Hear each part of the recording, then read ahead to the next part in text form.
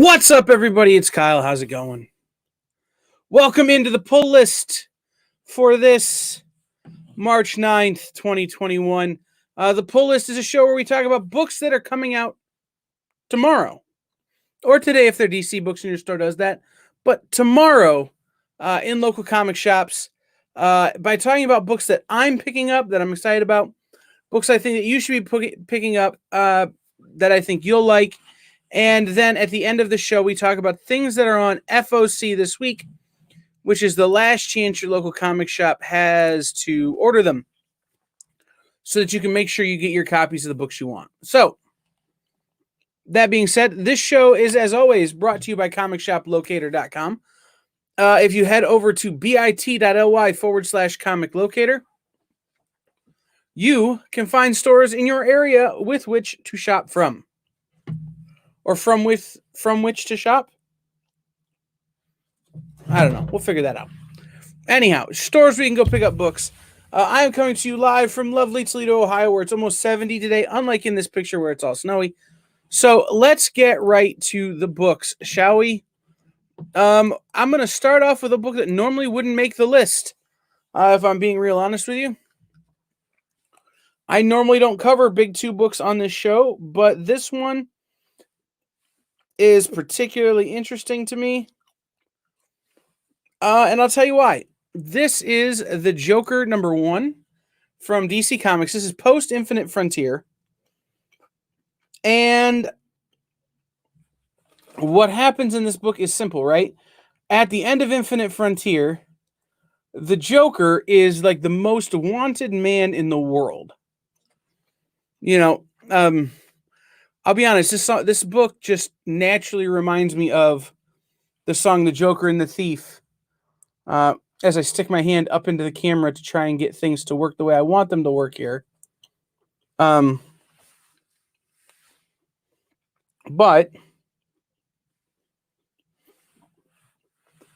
anyhow, the Joker is the most wanted man on Earth. Real simple.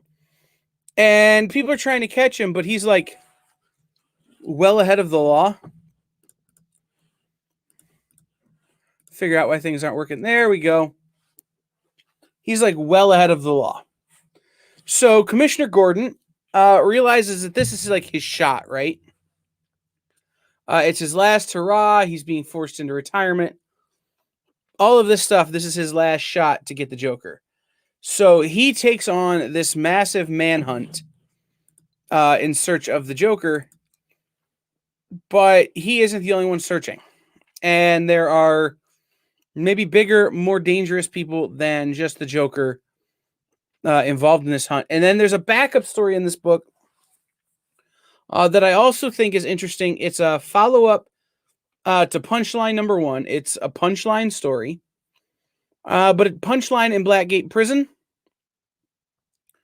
And she's having to figure that out, what it's like to be in prison when you're Punchline, right? Let me try something else here to get this to work.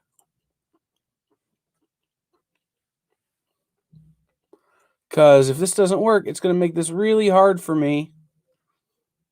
So I apologize for just a second. I'm having minor technical difficulties here.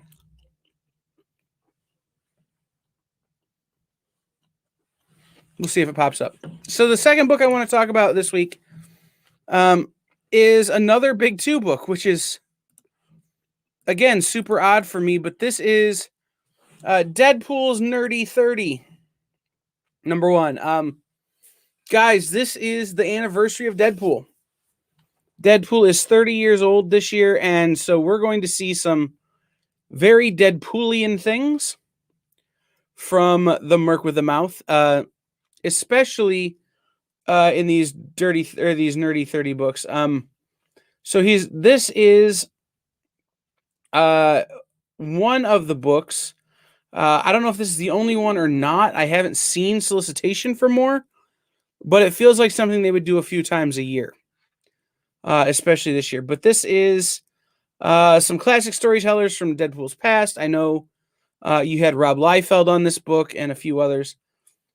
But it's a birthday with other time travelers and assassins and that kind of stuff. It's a 100-page birthday issue, celebrated in Deadpool style. You guys, whenever they do these big event books in Deadpool, there's always something good to come out of them. I mean, they've set world records doing Deadpool like birthday issues or anniversary issues. So, you know,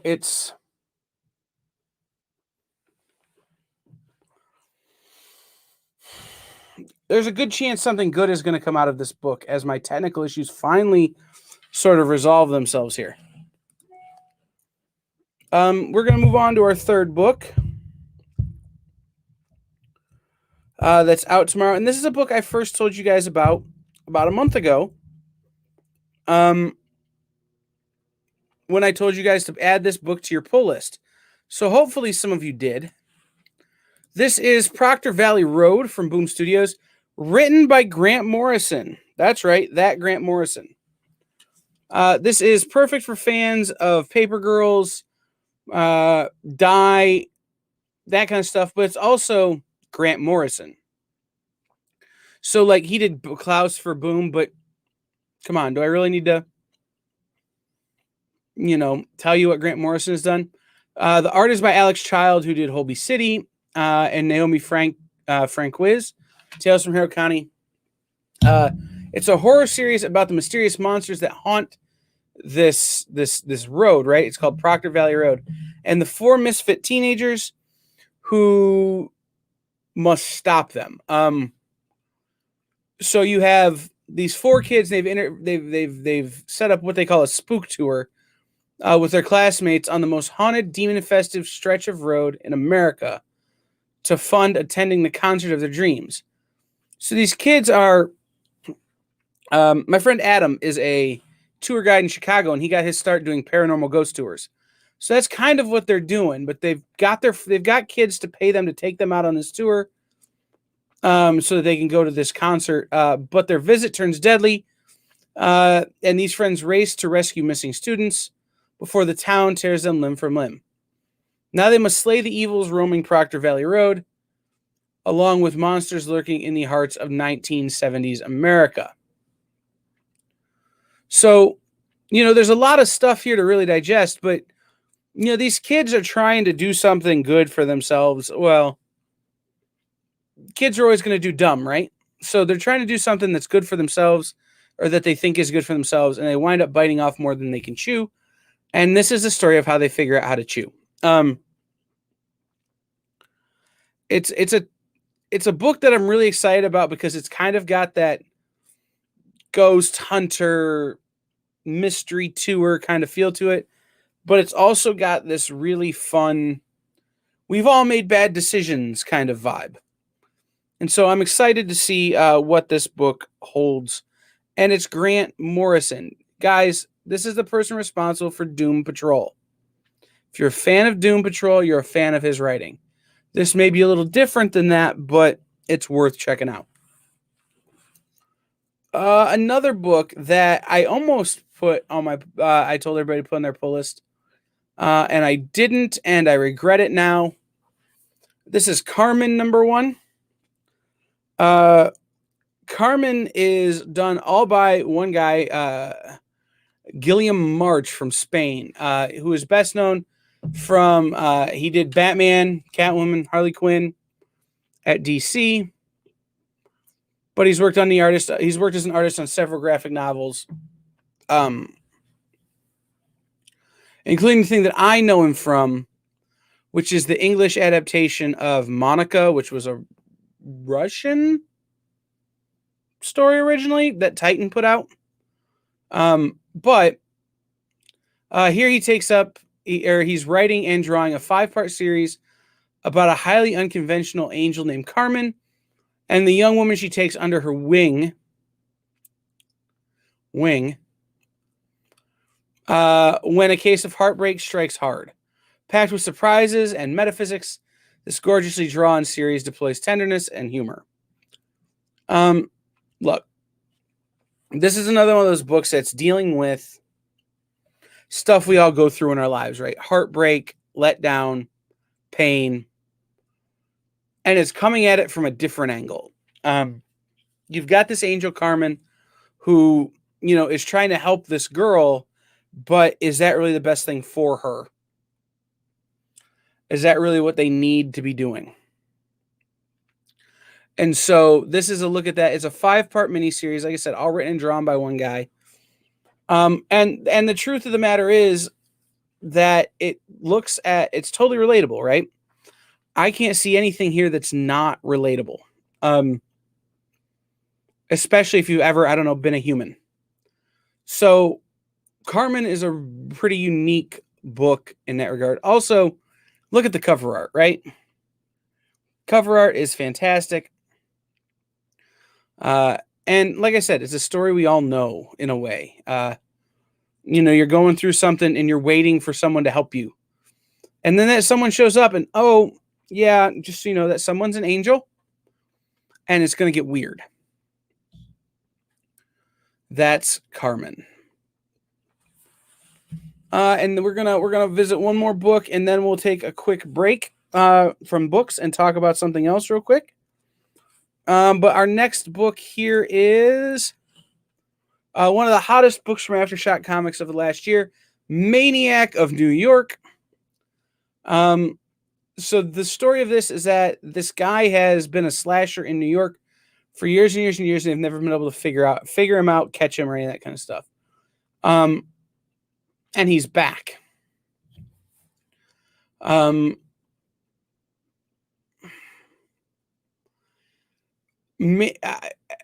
He's known as Maniac Harry. If you haven't read book 1, I don't want to spoil too much of it talking to you about number 2. But he's known as Maniac Harry, and he's on a rampage at this point. And the truth of it is that nobody's really sure how he's going to stop him. The NYPD, Maniac Task Force, this detective who is kind of the lead, are doing everything they can, but they're running out of time. And the mayor is ready to, when you get into this book, the mayor is ready to just call it. So you have that as well. It's a really interesting look at kind of the inner workings of serial killer investigation from some people who maybe aren't a part of it, and not quite as by the book or black and white or staunchy as like a CSI or Criminal Minds type show. So it's a really fun look at this. And again, guys, this book was a huge success for Aftershock. So if you've got a number 1, make sure you pick up number 2. If you don't have a number 1, they went back to second printing on this book. And if your store is lucky, they may still have some copies. So we will, we'll come back to Maniac of New York in the future because it's a book I'm really excited about. In the meantime, we're going to take a quick break from talking about books and talk about other things here on The Experience. One of those is, guys, I don't know if you know this, if you're watching this, you're seeing me on screen. And I show up on shows with Nick, and I sometimes show up on shows with Jen or Christy or Jesse or Chris or really any of the other shows here on The Experience. But I don't know if you guys know what my real job is here, and that is as executive producer and chief technical director for The Experience. So my job is to make all of the shows that we bring to you. And some of those shows require your help. So if you're out there watching this and you think, I would like to be on an Experience show, or I'd like to participate, or you think you know your stuff, we have a couple of opportunities for you to participate in being a part of our game shows. So we have 2 game shows that are currently in production. One is called Nerd Killer Warfare, which you may have seen if you watched our EXP Expo. The other is called Room B4, which is a brand new game show that we're developing with Brainy Singh of Enjoy Games and Comics. You may also know him as Taji Beats, who hosts our dance party on Saturday nights. But those are our game shows. And we need people to be on our game shows. Guys, we have prizes. Like, it's not like I'm asking you just to give up your time and nothing. No, I've got prizes to give you. Cool stuff to give away if you participate in our game shows. So the way you sign up to be on our game show is you head over to comicshoppingexperience.com or to the link I'm going to put in the comments right now. And you fill out the form, and we will contact you and say, hey, do you want to be on our game show? And are you available for this day when we're shooting it? And if you can come on, great. You have a shot to win prizes. And like, I make a joke that's fabulous prizes, but they're good prizes. We've got really good stuff to give out. Not the least of which includes maybe some Dynamic Forces stuff. We have maybe some exclusive covers that we're going to give away only to game show contestants. We've got all kinds of stuff we're working on to make it worth your time to come participate on our game show. So do that. The other thing you can do while you're over at comicshoppingexperience.com is sign up for our mailing list. Look, we don't send out a lot of emails. I promise I'll never sell your information to anybody else. I won't use it for anything other than to send you emails about stuff we're doing here. There'll be a new email going out tomorrow about some big and exciting news that we have coming up, about some interviews we're doing, and some really fun guests, including one guest that I, honest to God, cannot believe I get to talk to. All right, there's somebody coming on this show 3 weeks from tonight.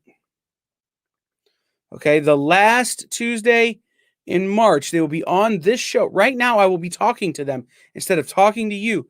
And I cannot believe it's something I get to do.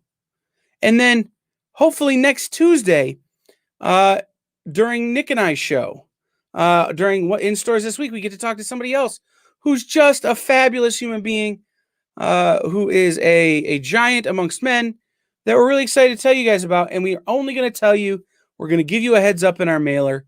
So go over to comicshoppingexperience.com and sign up for our email. Ship, are you on the mailing list? Get on the mailing list. Guys, if you're out there, get on the mailing list. Like, we're not going to waste your time. I'm not going to send you 300 emails.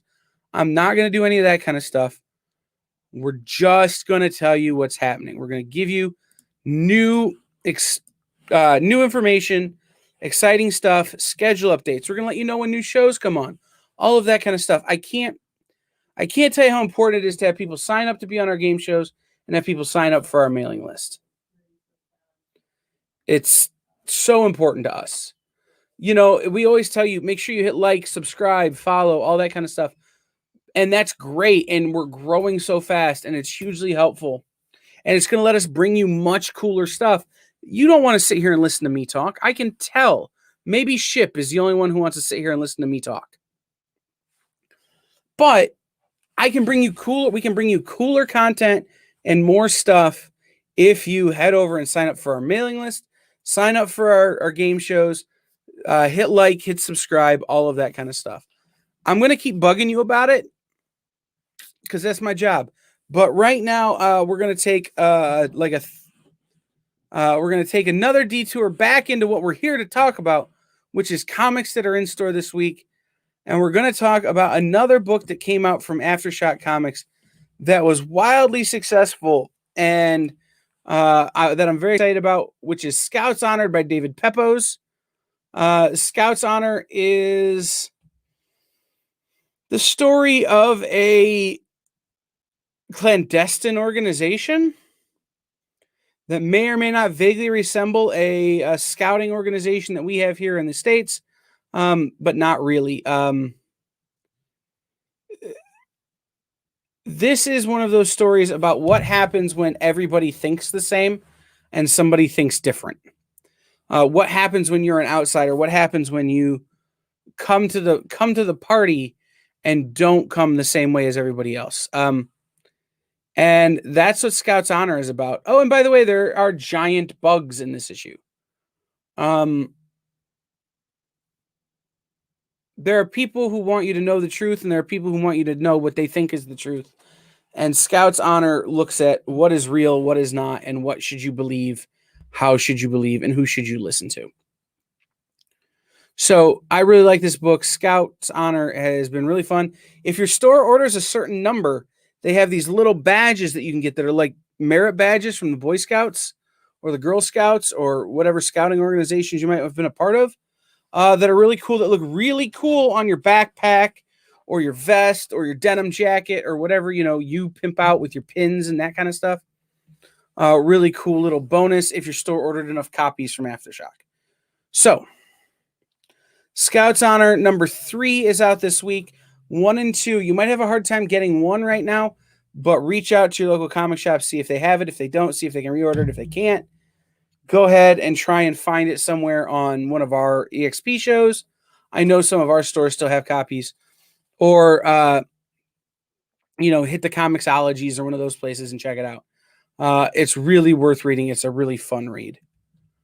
A book that I'm super excited about that comes out this week. Another book that I'm super excited about that comes out this week. And I've been excited about it since Manny from Mad Cave first sent me the cover. This is Nottingham #1. And yes, I said it like I'm from there, even though I'm not. That was a nod to ship. Nottingham #1 or Nottingham #1. This is kind of a play on a medieval noir story. It comes from the perspective of the sheriff of Nottingham, who, if you're a Robin Hood fan, is the bad guy most of the time.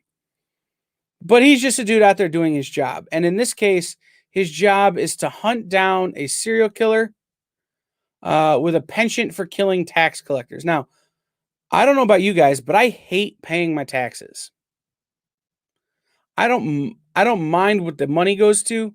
I hate having to do it, like the paperwork part of it. I kind of miss the days where they'd show up and be like, you owe this much money, and I just hand them that much money. I was never alive for that, but that seems like an easier way to do this. But I know those guys were corrupt and, not always great for people. So the serial killer is taking them out, and the sheriff is trying to figure out who it is. And that makes him a target of a lot of people, including some very powerful people. And that's to say nothing of the merry men, who you may know from wearing tights and hanging out with a dude named Robin, that are considered a terrorist group in this book, that are lurking amongst the trees in the Sherwood Forest, led by the enigma known only as the Hood. We're men in tights. No, that's the wrong. No, never forget it. No, I didn't sing that. But there are no tights in this book, confirmed by the writer and the artist. There are no tights in this book. Just a lot of blood and murder and medievalness. I always like a story that I know, right? So when you can get a story like Nottingham, that's a story you know the Robin. According to them, no tights. I mean, what else could you have worn at the time, Ship? Like, he's asking no tights.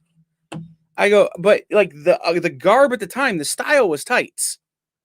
So I don't know how they're getting around the whole tight problem, unless everybody's just in armor the whole time, or you just don't see them from the waist down.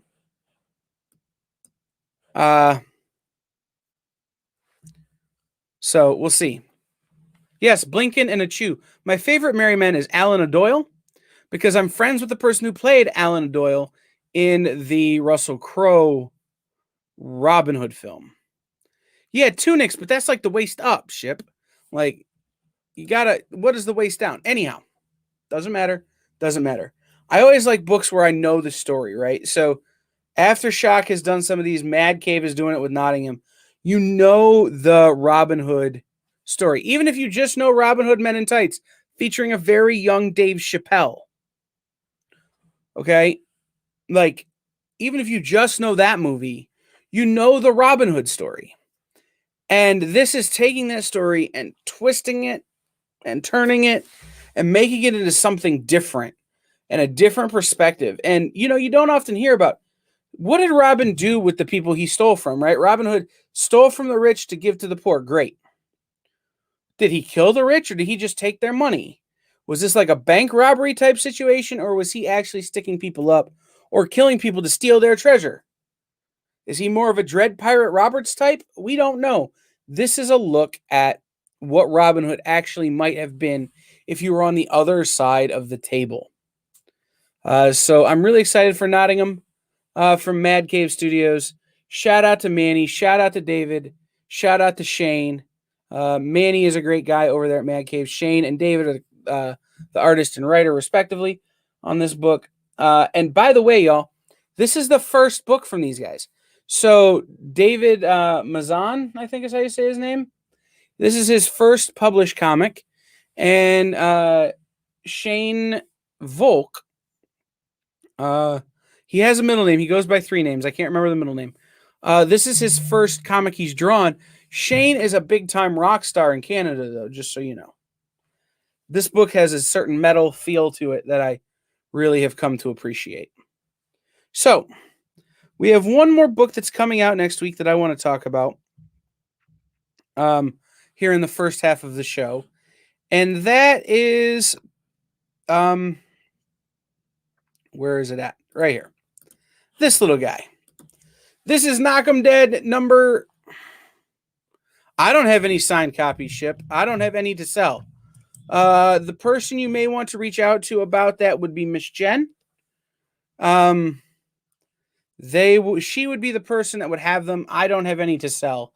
I'm literally getting my copy to read, and that is it. I don't sell comics that much anymore, so I didn't order any. But talk to Miss Jen. So this is Knock 'em Dead number 4. The main character Pryor has gotten a taste for what it's like to be special, which is funny because it's Pryor like Richard Pryor.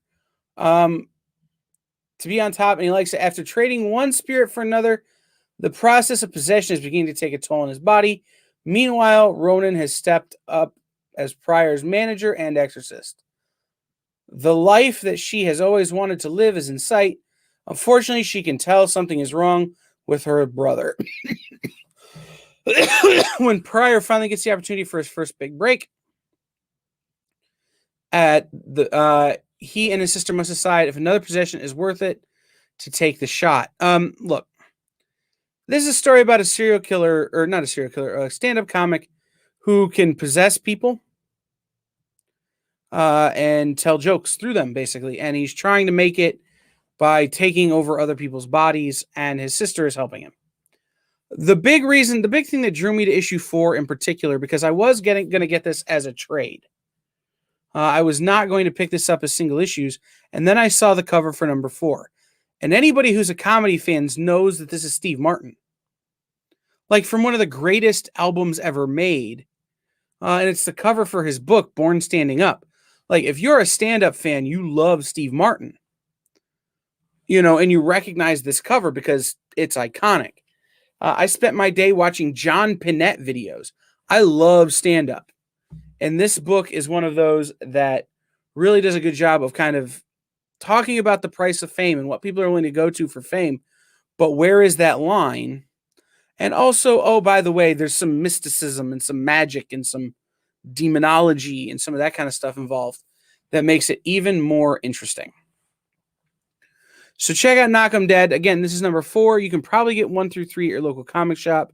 If they don't have it, see if they can order it. See if you can get it. You can get on the trade. I think they're going to do a trade after issue 5 or 6. So, get in on that, guys. Knock 'em Dead is awesome.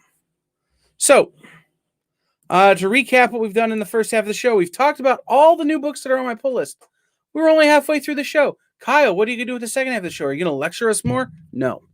I am going to remind you to sign up at the links in the comments for the mailing list and game show sign-ups.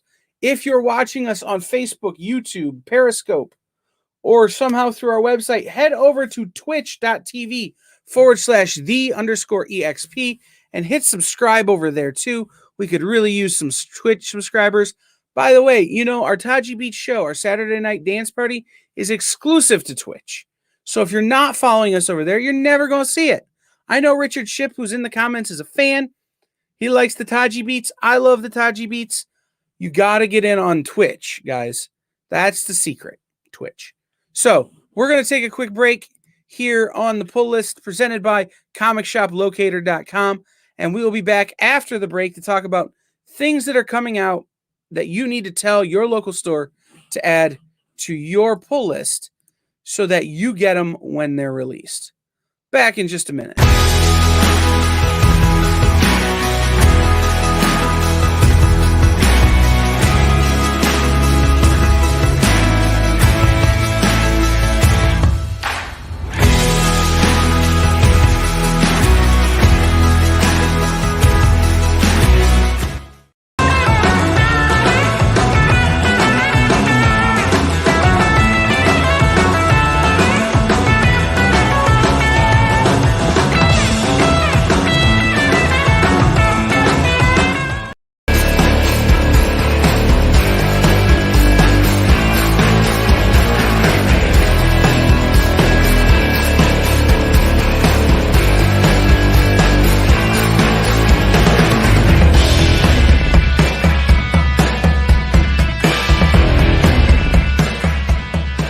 You are watching Minute to Skim It on the Experience, so hello. All right, I've got lots of books to review for you guys today. And Hannah just basically showed up just the number ones and showed them to me, and I was like, oh, we have just for the indies. Just for the indies, yeah. I was like, we have got a lot to do.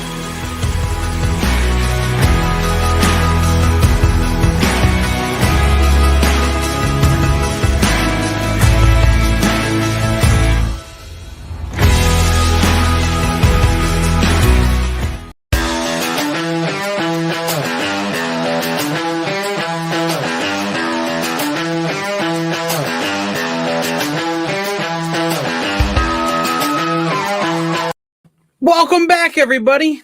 This is the pull list. I am your host, Kyle. This is the show where we talk about what's coming out this week by talking about what I'm picking up at my local comic shop, what I think you should be picking up at your local comic shop, and what I think you should be adding to your pull list now for when it comes out in a few weeks. And that's the part of the show where we're at. In a few weeks, we've got a big comic week. This is a big order week for stores. And so by letting them know ahead of time what you would like to get, you are helping them tremendously, not only financially, but with their own peace of mind. So if you guys don't know, and we'll talk about this again, we talk about this a lot, but I'm going to spend some time on it again. The way comic shops order, about 3 months out from release, stores have to put in what they call their initial order, which is where most stores go in and say, okay, on my subscription list, I've got 50 people who buy Batman, 25 people who buy Superman, 30 people who buy the Ninja Turtles, so on and so forth. And they put in their initial numbers, which is the very earliest idea of what they're going to have. Come on, Pat, read it. But yeah, it's great. I read it already. Anyhow, FOC, or initial orders. So this is the numbers when they put in their very preliminary numbers. Then 3 weeks before a book comes out, they go back in and they do what's called final order cutoff, or FOC. So FOC is their last chance to change their numbers before the books get billed to them and shipped to them. So this is their chance that if, I need 5 more copies of Batman, 5 more copies of Superman, 10 more copies of Ninja Turtles, and less copies of Spider-Man, this is their chance to go in and make those changes. So that they're spending an amount of money that is commensurate or similar to what they're going to sell. You know, most stores order some for the walls, some for back issues, that kind of stuff. But by and large, they're ordering based on the number they know they can sell. So if you go in to your store before FOC and say, hey, I want these things, it helps them know what they're doing, helps them to save money long term, and it also helps them to sleep better at night because they know they're not going to get rung up on a bill they can't make.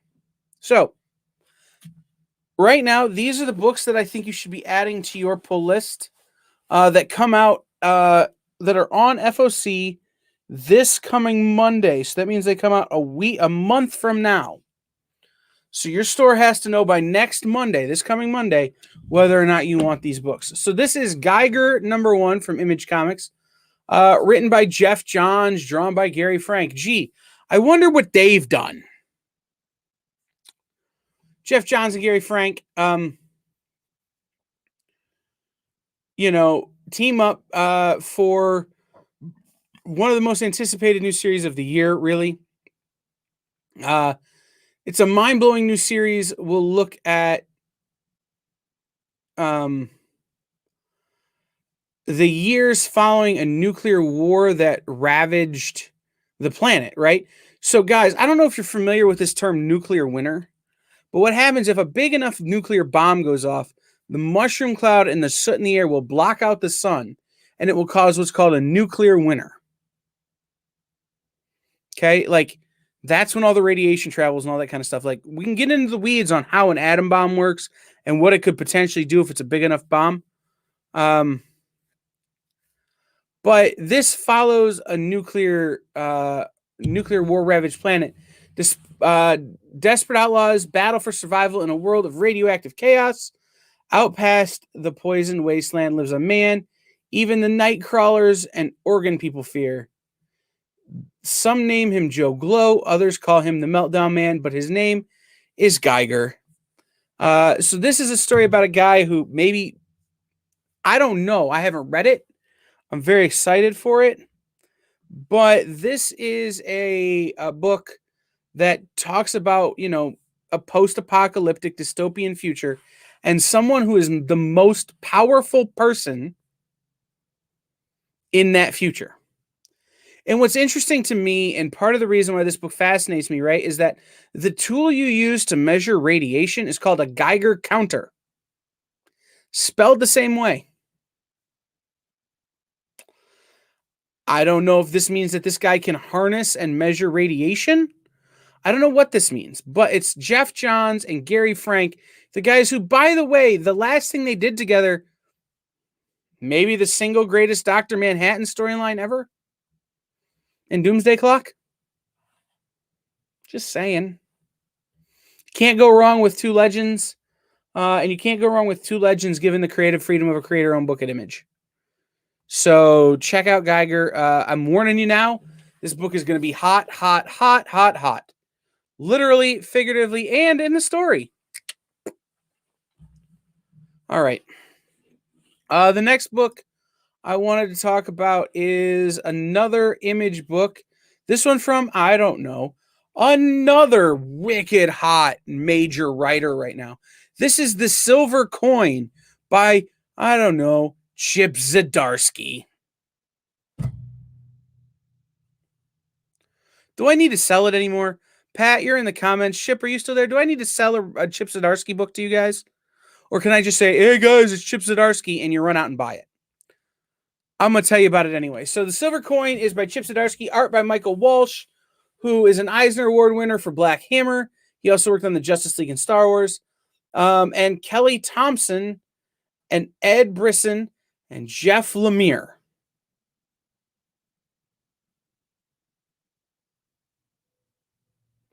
I'm just going to read this list again. These are the people who worked on this book. Michael Walsh, Eisner winner. Chip Zdarsky from Stillwater and Everything Good at Marvel. Kelly Thompson from Sabrina the Teenage Witch. Ed Brisson from Old Man Logan. Jeff Lemire from Everything Good, and especially Gideon Falls, on this new horror anthology miniseries for mature readers. So it's going to be scary, guys. Each issue will tell the tale of horror shared in a single supernatural universe. The story starts in 1978 when a failing rock band with a failing rock band whose fortune suddenly changes when they find a mysterious silver coin. Little do they know that fame comes with a cost, and of course, that cost is always hungry. So again, this is an anthology series. It's a 5-part anthology series from a bunch of legends on the silver coin here. And I'm going to guess that the series follows this mysterious silver coin, first from this rock band and then on to others. And the coin takes what it wants. This first volume is called The Ticket. It's by Chip Zdarsky with Michael Walsh. Comes out a month from now. You should be adding it to your pull list at any time, like literally right now. Go into your comic book shop and say, hey, I need the silver coin by Chip Zdarsky. I need the silver coin every time it comes out, because otherwise it's not going to make any sense. This book, I can almost guarantee that the week this book's come out, this will be my pick of the week. This is everything I love about a comic, and I'm very excited for it. It's Chip Zdarsky, it's Mike Walsh, and then again, I'll read the list one more time. Kelly Thompson, Ed Brisson, Jeff Lemire, also throwing in. Like, it's true, there's so many great number ones, Joel. This one's not even out for another month. This is a book you should be adding to your pull list now. All right? Call your local comic shop and be like, I need this book.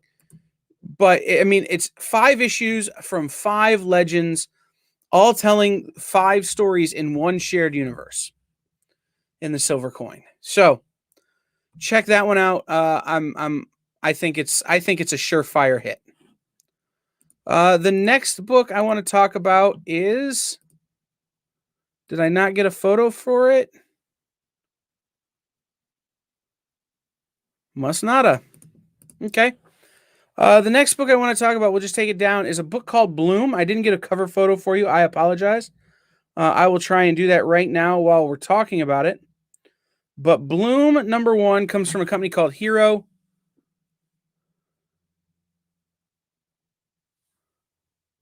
It is a shared universe. It's the story of one shared universe written by 5 different people in that silver coin book. Let me pull this image up. But Hero Tomorrow Comics is a really small company in the Cleveland, Ohio area. That you may know them from having put out Tap Dance Killer, which was phenomenal. And a book called Punchline, not the DC one, a different Punchline. And now they're putting out this one, Bloom, which just wrapped a crowdfunding campaign. As I load it up, I want to show you guys the cover. It's the only reason I'm doing this much work on it right now. I think it's going to be a good book. I think Ted Sikora, who writes it, is a great guy. There you go. That's Bloom. Butch Mappa, who does the art, is wonderful. Oh, don't start with me, Pat. But Bloom number 1 from Hero Tomorrow Comics. Guys, this book comes out in a month from now. So add it to your pull list now so your stores can get it on FOC. But Bloom takes place in 1969, so it's a very psychedelic book with very psychedelic art. The main character, Ramsey, is an aspiring comic book artist who's trying to find inspiration for his femme fatale. When he meets a wild dancer named Regina at a street fair, he invites her into the woods for a character photo shoot where she begins to break on through to the other side. Come on, Ted. I'm going to have to get with Ted about this copy. But witness the psychedelic psychedelic or origin of the most powerful character in the Hero Tomorrow comics universe, a mind-blowing 4-issue journey to reshape your reality. So here's the deal, right? So in the Hero Tomorrow universe, you have Tap Dance Killer, you have Punchline, who are from the same story. You also have Apama. Apama is sort of like a what am I thinking, Pat? Apama is sort of in that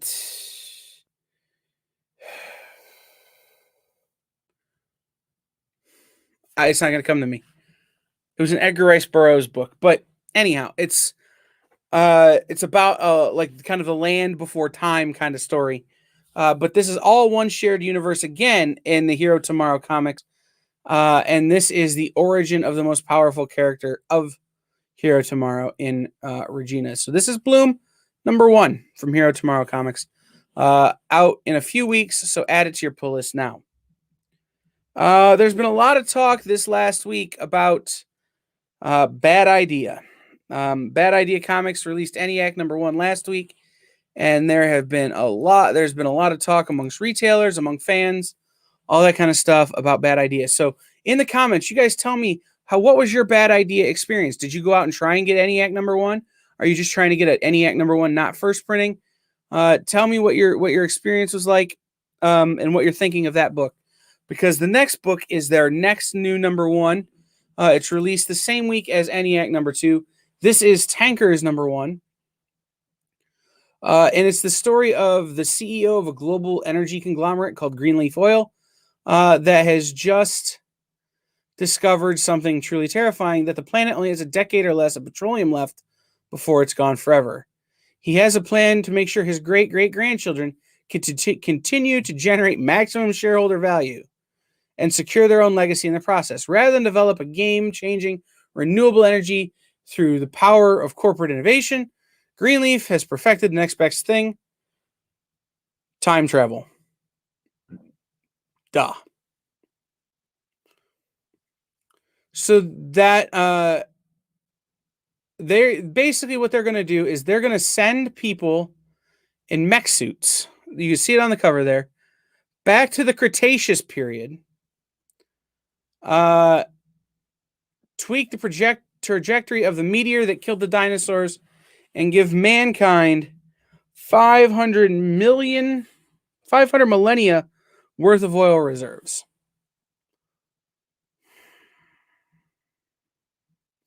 Apparently this guy's never seen The Butterfly Effect or Back to the Future 2. Or was that 3? Which Back to the Future was it where Marty's parents started to disappear? 2? 3? 1? I'm mixing my Back to the Futures. Anyhow, my favorite one's the one with the train.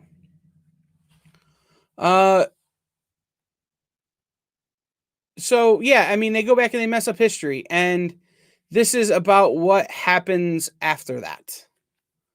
Thank you, Pat. It's Back to the Future 2.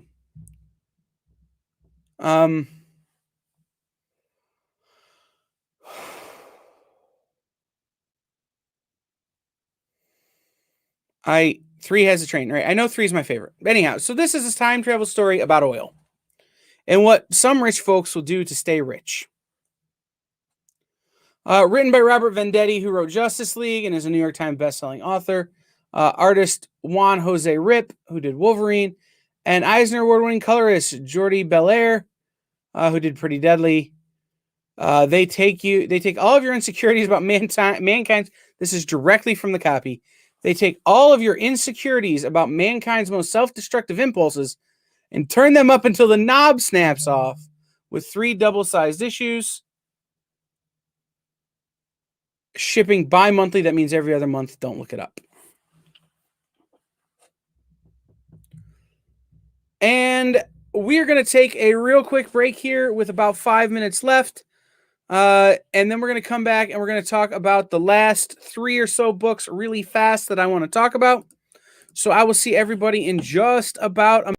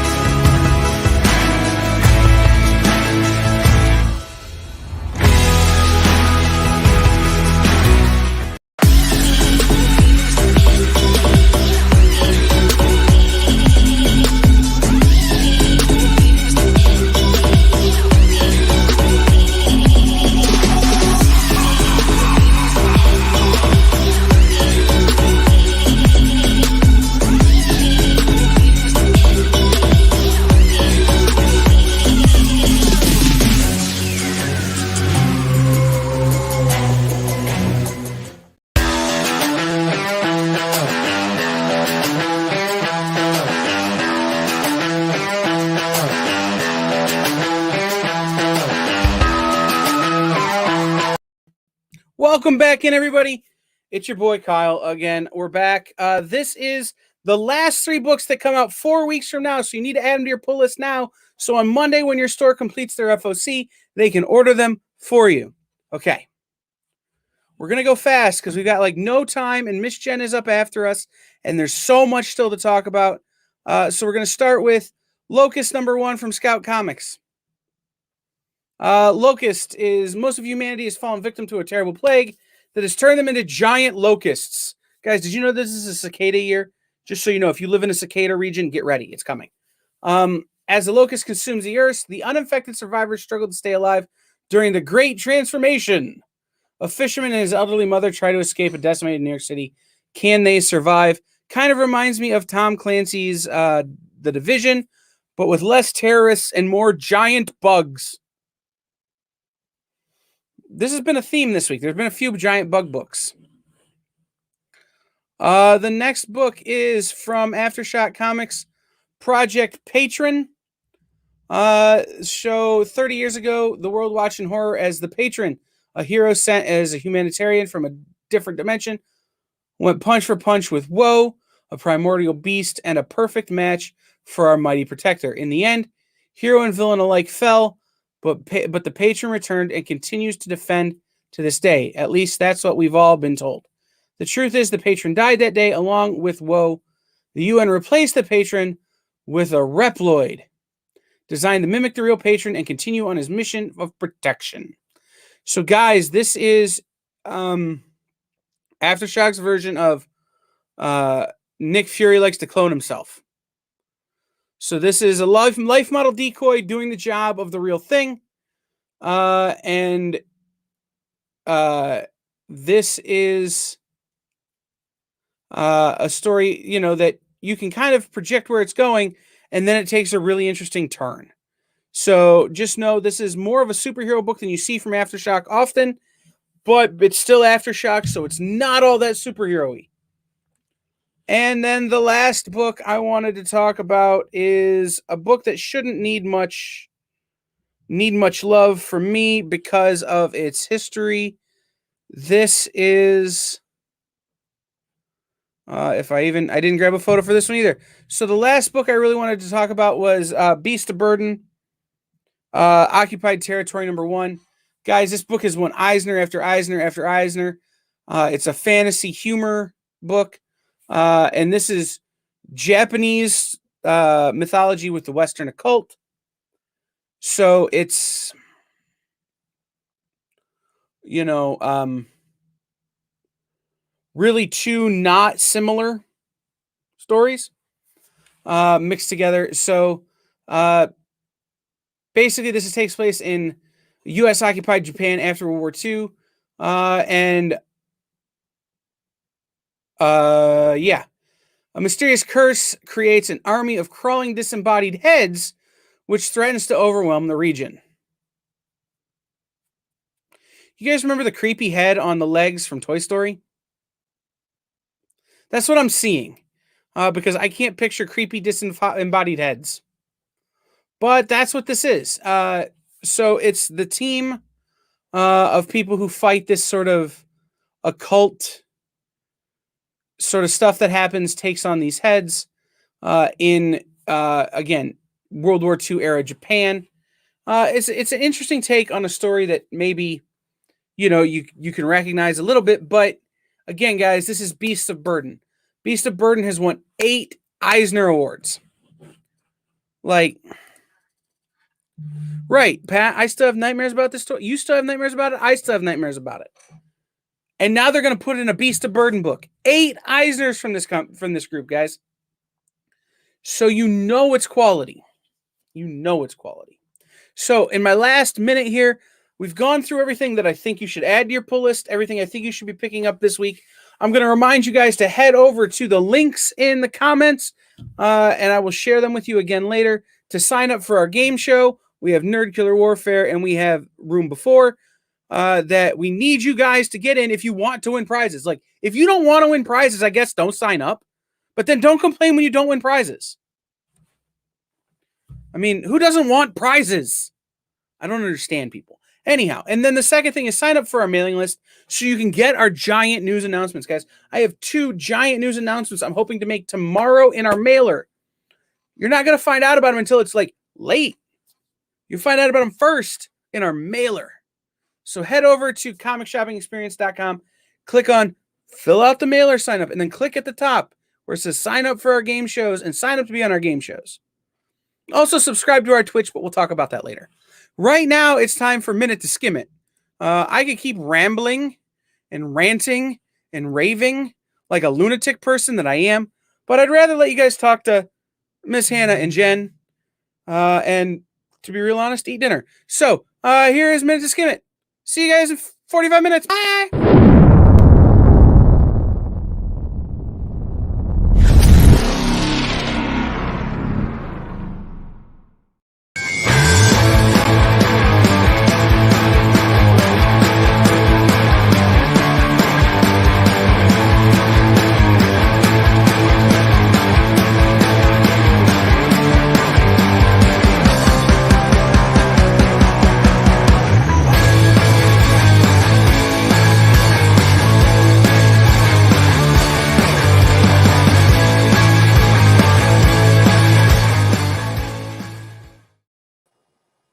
Hey, it's us. Yeah.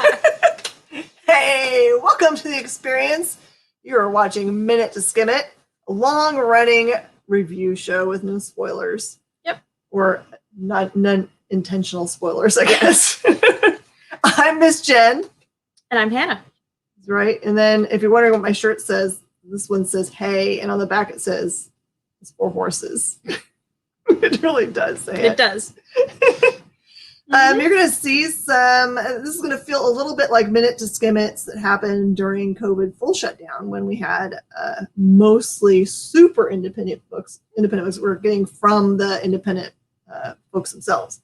There are 3 books on this board that are unavailable in the traditional sense. So you might have to try a little bit extra to find them from a local shop or from the creators themselves.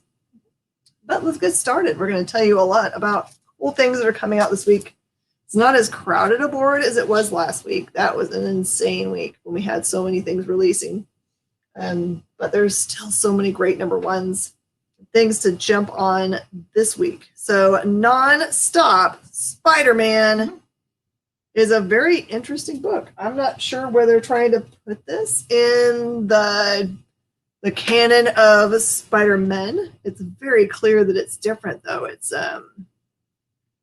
doesn't feel necessarily like it's set in our normal Spider-Man universe. It does have, of course, a Peter Parker and that Spider-Man, but the way that the storyline plays out is much more different.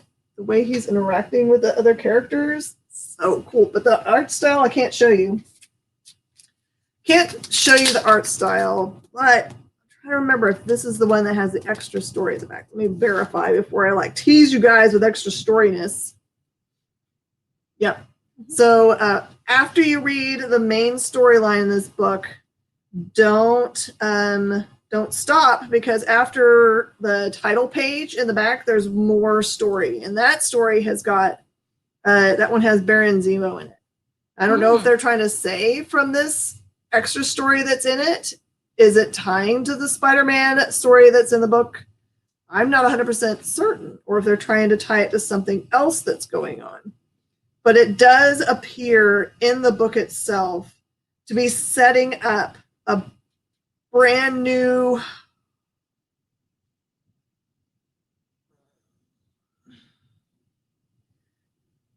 it does look like it's setting up a new character. Like there's something that happens in the book to one of the characters in there that appears to start some reaction in them.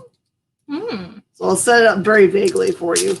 But yeah, don't miss it. It has a very different art style as well. It's not the kind of art style that's on the front. It's more it's like really angular. I'm trying to think of another book that's like that. It's really pointy. I like it. So yeah, the pick up Non-Stop Spider-Man. I know there's a lot of Spider-Man titles out there, and you're just like, great, another one.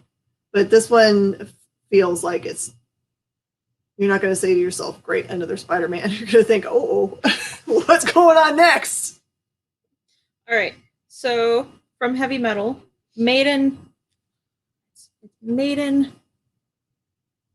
Neoma the Bride. Ooh. That's the full title. Is that a big heavy metal book? Yep. It's part of the Elements line. They're more magazine size. Yeah. But very much less expensive. Sorry, less expensive than a traditional book. They're all $2.99, which is very strange. This one's $3.99. Oh, that's yeah, good. $3.99. They've moved up a little bit. That's good. Yeah. So this is it 2 or 3 chapters? I think it's 2, and then there's 2 chapters in it. The first part is titled The Bride, and then the second chapter. So the first chapter is titled The Dream, and the second chapter is called The Wedding. Okay. So just as a bit of a insight to see, how much wedding is in it. It's got a pretty big cliffhanger, and the art style you're big booking too hard. Give us what genre? What's it's very fantasy, and if you like Vampirella, you will probably like this one. Okay. The art style is just like this on the front. So tough, very dangerous chicks. Yes. And if you go to Bart Sears, who co-wrote it, he also did the art. He's got some of his pre-sketch, and you also get some of that in the back. So I like it when they show I love it when they do that. The process things I love so much. Yeah.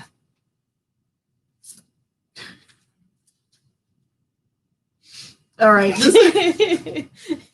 What do you do when Deadpool celebrates 30 years of being alive?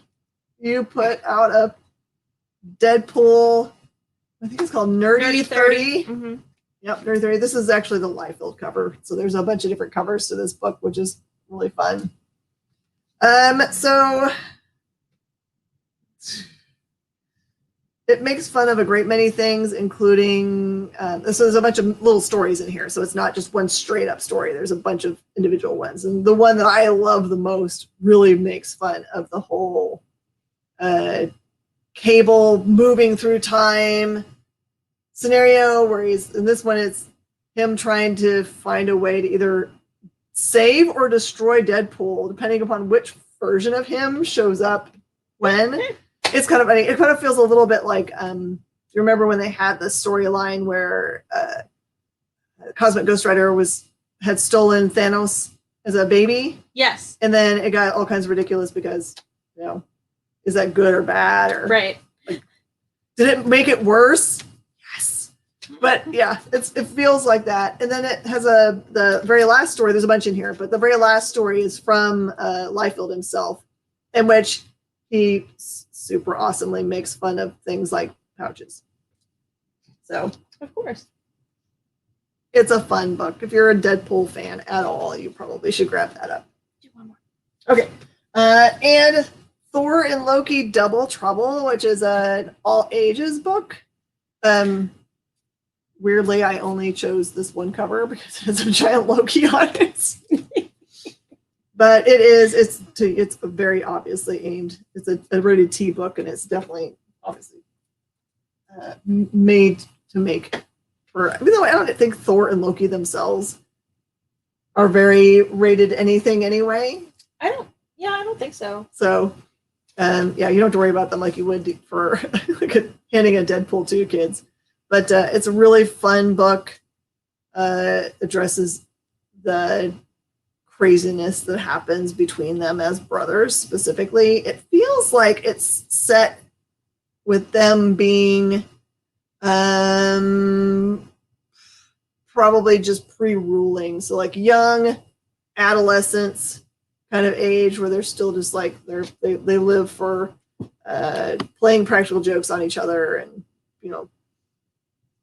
Loki only slightly trying to kill his brother all the time, but they do it in ways that in the book obviously it doesn't present it that way, because otherwise you can't have it to kids. So but it's a really cute art style as well. It's in the same vein. This is a little more grown up than the one that they did for the Venom Double Trouble one. That one was very much like, Dr. Susie. This is much more like you could sit with your kids and read it and not like be like rolling your eyes hardcore. All right. So if you haven't been reading Superman, what you need to know, what happened pre everything else that's been going on with the Future State and Infinite Frontier, is that John had been in the future with his grandfather. And then he came back, and so now he's not a kid anymore. You can tell. He's not a kid anymore. And so he's been back for a while, but there are breaches in the universe, and they kind of look like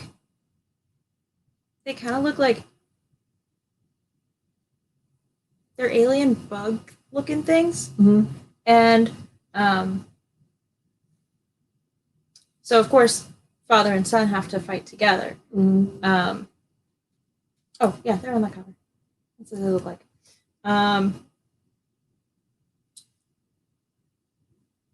There's also a second story. I'm trying to remember what happened in that one. That does not have to do with Superman at all. Interesting. But I really liked it, and I think the stories that are in the second part of each of the DC books are supposed to continue in that same DC book. I could be wrong, but that's what I think I saw so far. So okay, 2 stories for the price of 1. All that cool Infinite Frontier stuff. All right. So good. Full warning on the Children of the Atom, number 1. I will tell you that my least favorite thing about any comic book is the big fight scenes. As a matter of fact, I will fully relay to you that I'll just skip them. I'll just keep fast. It's the same thing I do when I watch movies. I take naps during the fight scenes because it's true. It's just a fight scene. So this book actually starts with a full-on fight scene. It lasts for probably the first third of the book. And so I can tell you with authority, there was a fight scene in the first third of this book. And I know that it sets up a little bit the characters that you're viewing, and you get to know them and their powers and things. So I will tell you with happy report that you can actually skedaddle through that part if that's not your jam, like it isn't for me. And the middle sections and the end sections are very fulfilling for this book. I really didn't expect to like it because they're characters that are like no-name characters, like, Cyclops Girl. Come on now. But they do a really great job of tying it to all the Hickman stuff that's going on. So the basic gist about this group is that they are mutants that have not joined the Krakoans on the Krakoan Island, and you've got in that second act, you have some of the Krakoans themselves saying, we need to go and figure out these kids and make sure that they know that they're invited, and have them come onto the island. And it gets this question of whether you're invited or whether at some point they'll strong arm you to come on, because there's a lot of focus in all of these books about if you're a mutant and you're not on the island, what's wrong with you? And do we have to distrust you? So this book addresses very well that whole idea of like, if you're not with us, are you against us? Which is a dangerous point of view to have. So it's a great book. It wraps up making me actually care about the characters, which is a hard road to travel with me for little side characters. So I don't think they're going to be as side characters as I thought. I'm going to do this one. If you're on Twitter at all and you follow Matt Rosenberg, you've probably seen his grifter memes. If you haven't, I highly recommend them. He's been posting about them, I want to say since like Saturday night, maybe Sunday morning. It's been great. And this is the book that you need to get for all of his hard work on those memes. There are four stories in this. One about Red Hood, one about Grifter, one about Harley Quinn and Poison Ivy, and one about the Outsiders. And each team that worked on each of the stories, they did such a good job, and I cannot wait for them to continue, because they are going to continue. This one's each of the stories will continue in the next issue of the Batman Urban Legends. I'm a huge fan of anthologies, though, so these are like some of my favorite things to read. So if you're a fan of anthologies, don't miss this one. And if you're a fan of this takes place, I think, in the current timeline, for the most part, based off of the Grifter story and the Harley Quinn and Poison Ivy one. I because it's Infinite Frontier, it definitely does come from the main storyline. So if you're reading everything Infinite Frontier, don't miss that one. All of the Infinite Frontier stuff has been amazing so far. So I love how Paul's calling me out. He's like, but I wasn't sleeping when Cap summoned the hammer. You're right. I was totally awake for that part. But you won't sleep if Captain America's in it. No one sleeps with that. No. All right, I'm gonna finish up my Marvels here. Amazing Spider-Man 61. So funny because I can't remember when it started circulating in the retailer groups, but they kind of like said, "Hey, pay attention to ASM 62. There's a new costume."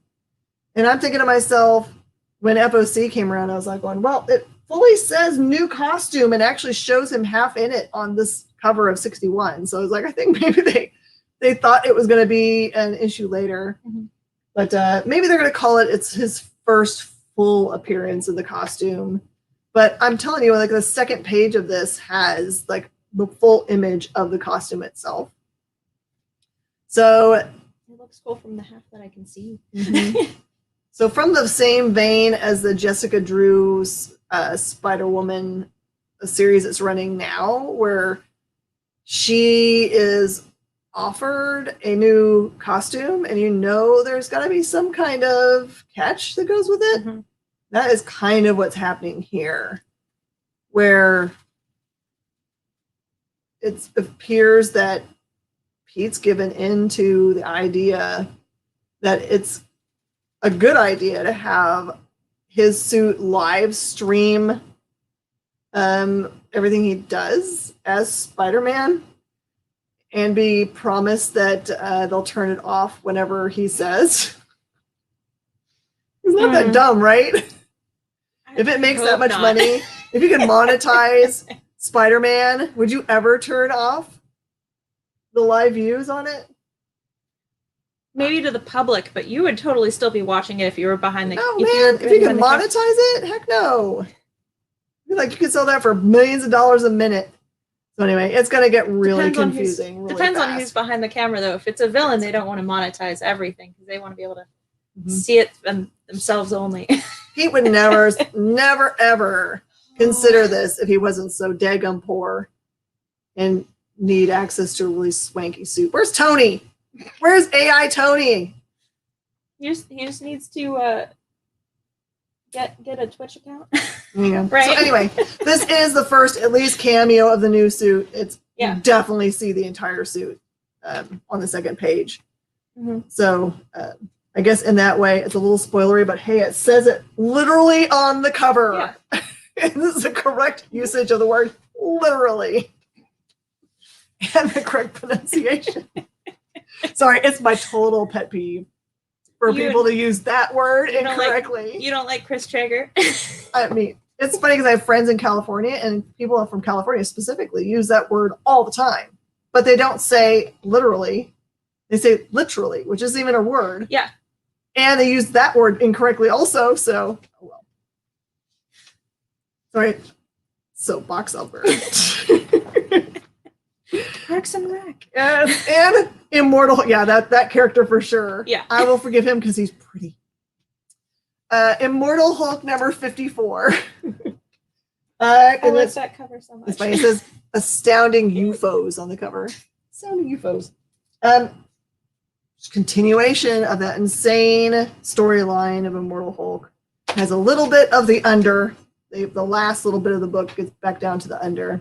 But the stuff that's happening otherwise in the book appears to have a team working together to try to permanently take down Hulk. Good luck. That's all I have to say about that. Are you sure you don't want to tell me more? Oh, I don't want to tell you. Well, to be honest, I could try to explain what's going on in Immortal Hulk, but no one knows. I'm questioning whether the actual writers fully understand what's going on. And it's great because it makes you feel a little insane, and that's what it's supposed to do. Like a grab bag full of, put this in here. That's right. Exactly. All right. So I haven't read Wonder Woman in a while, other than the Future State and then a few crossover things. But a new Odyssey starts here, so good place to jump in. And this is number 770. Also has the second story featuring the adventures of young Diana. And I will say that it's her birthday in that issue. It's her birthday. Yeah, and she's so great, and the art is adorable. But in the first one, vexed by the Vikings of Valhalla, yeah, she is fully in I don't know. She doesn't know how she's there, so I don't know how she's there. Okay, in Valhalla in general? Yeah. Okay. Yeah. And There's usually only one way to get there. but To Valhalla. well, Spoiler! okay. So they explain that part. They explain Valhalla, but she's also fighting with a bunch of Vikings, and she doesn't know how she got there. I don't know what's going on, but part of it, I almost cried. So you know it's good when I almost cry in a book. Mhm. Yeah, Oh, no. but it's partially in a good way. That's all I'm gonna say. Oh, You're gonna know I'll tell you nothing. later, Jenna. no. Okay. All right. Carmen, man. Carmen. However many of this book your shop brought in, it's not enough. This is probably, I mean, there's so many really great books this week, but I feel like this one in Nottingham, probably your LCS did not order enough to meet demand because they're that good. So I would definitely, call tonight right after you get off this and make sure you add it to your list. But Carmen is a crazy book that kind of makes you question whether they're trying to say something about death itself. It's a very strange book. The main character that looks exactly like the front cover shows up into just like a regular apartment and kind of like starts interacting with this girl who looks like she's trying to kill herself. It does give you some back history for the girl. Like it shows her like when she was a kid and she's got this relationship with a guy in her life that's a very unclear relationship, whether they're like bestie friends or do they have like a friends with benefits thing. It's so very clouded. But the craziness about it is what's going on for the second half of the book. It's very much kind of like the Ghost of Christmas Past feeling. Oh, okay. Where it's like, is she learning a lesson about something that she's going to get to rectify, or is this a permanent changeover? So beautiful, the most gorgeous art. Don't miss Carmen. Yeah, That's all I have to say. it was one of the ones that was featured in previews a couple months ago, and I saw the art and I was like, oh man, I want to read that one, and then I couldn't remember the name of it, so I'll have to do that one after. All right. So good. Joker. Yeah. Such a Joker. Tynan writing, so you know it's going to be exactly what's been going on. This takes place after the Joker War.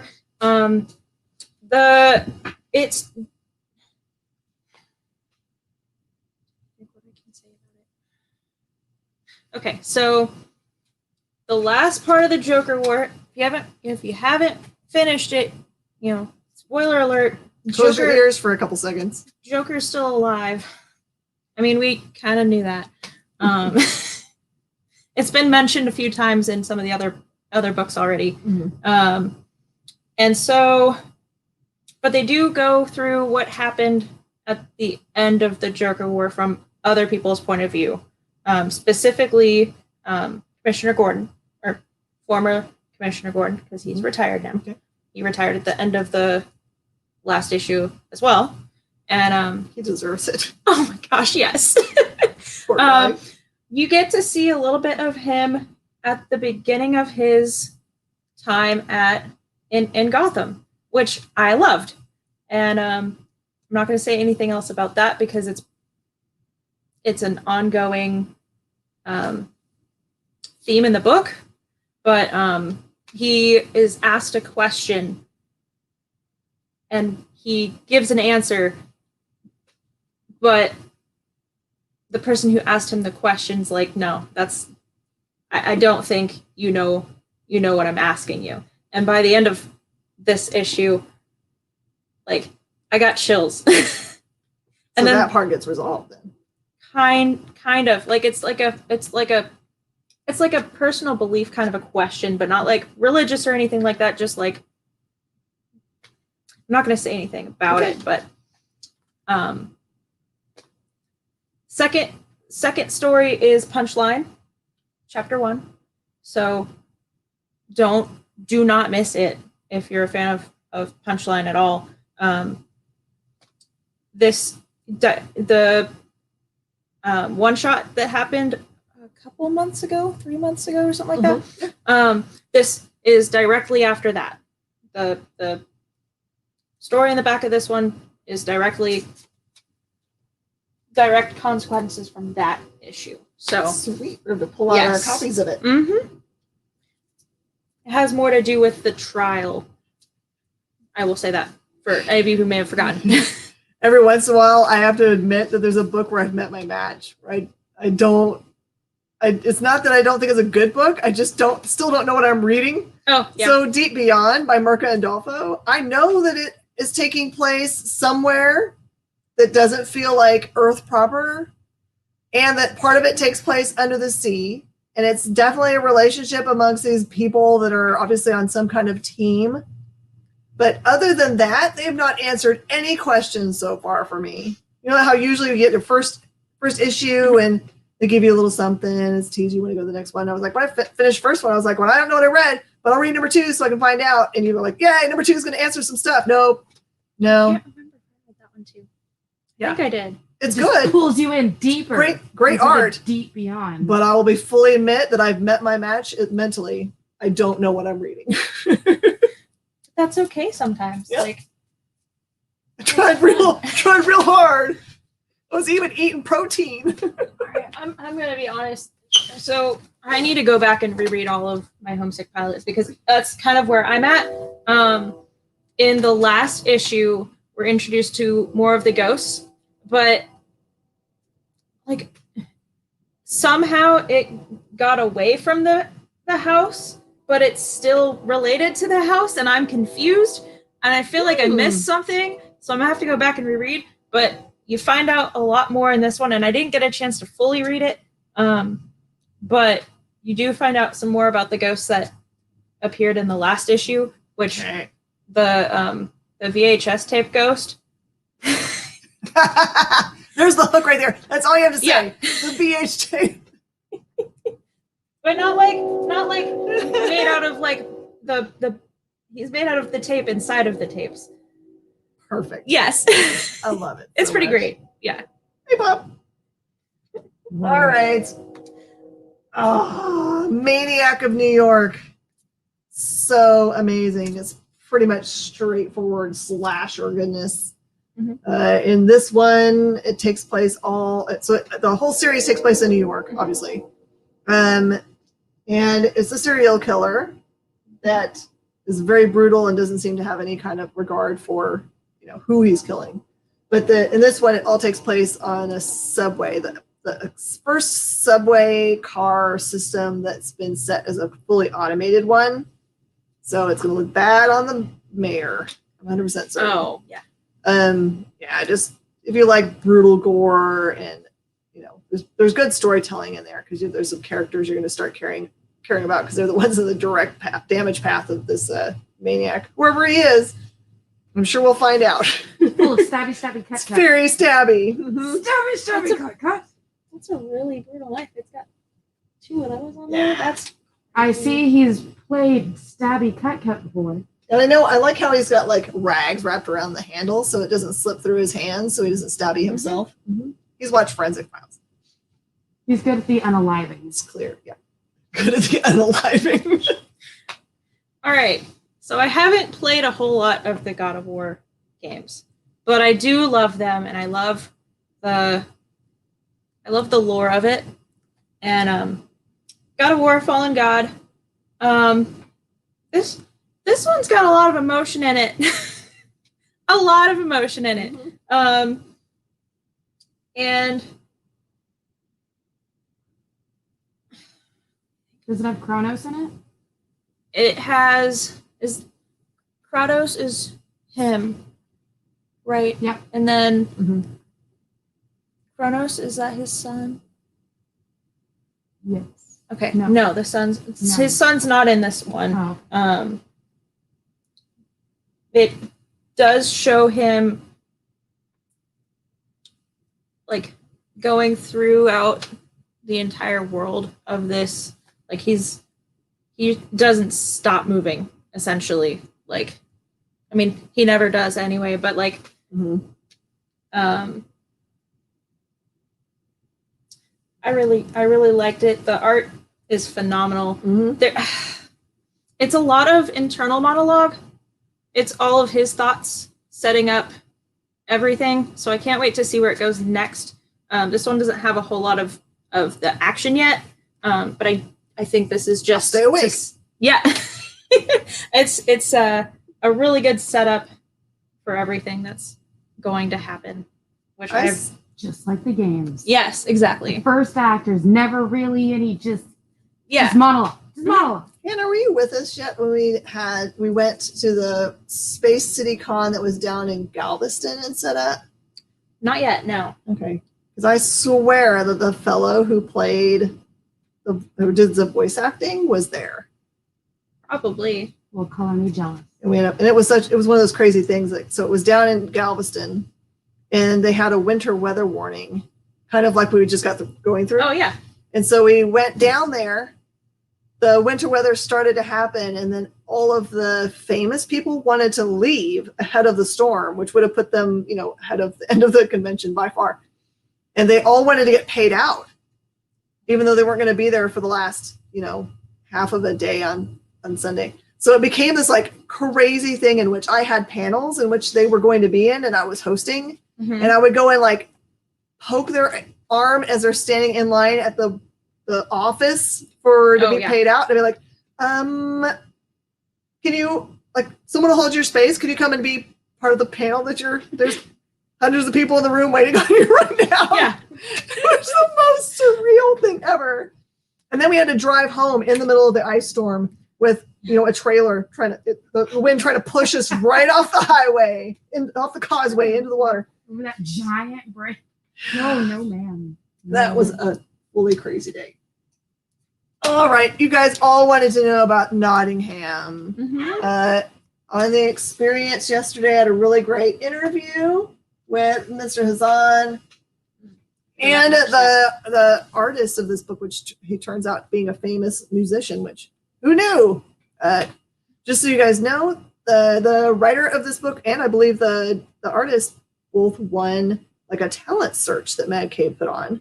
And that the writer is actually a lawyer. And this is their first published comic book. And the artist, who's a famous musician, it's their first published comic as well. They haven't even gotten to go and enjoy having an appearance at a comic shop or going to a convention yet. But they will. Oh, yeah, they will after seeing this. So imagine a crime noir set in medieval times. Main character is the sheriff of Nottingham, who's hunting down this mass killer who's basically just taking out all of the tax collectors, and believes them to be hiding amongst the merry men and fighting against the character called Hood. So you can kind of see this is very much set in the Robin Hood world, but it's very much not a Robin Hood movie. So also another very slashy, bleedy book. And oh man, I cannot wait to see where this goes. The art style is amazing, and you have not seen anything like it. I can guarantee you. Jenna. Yeah. I know. I've been waiting. There's going to be fights over this book. I'm I've pretty been sure. waiting. I think the best way to describe it, though, is to read the reviews that are on the back. Praise for the Gorillas Almanac 2020. 5 stars, a visual treat. I bloody loved it. Leonardo da Vinci. Oh, well, of course. But of course. 5 stars. What is an almanac? 2D. Gorillas. 5 stars. I keep my copy in the downstairs loop. Catherine the Great. Do I really need to say anything else? So you're saying it's straight up gorillas. Oh, yeah. Oh, yeah. It's... If you only cherish one thing from 2020, make it this book. That's what it says on the back. Yeah, because it was supposed to come out in 2020. Yeah. They held on to it for as long as they can because it's by Z2.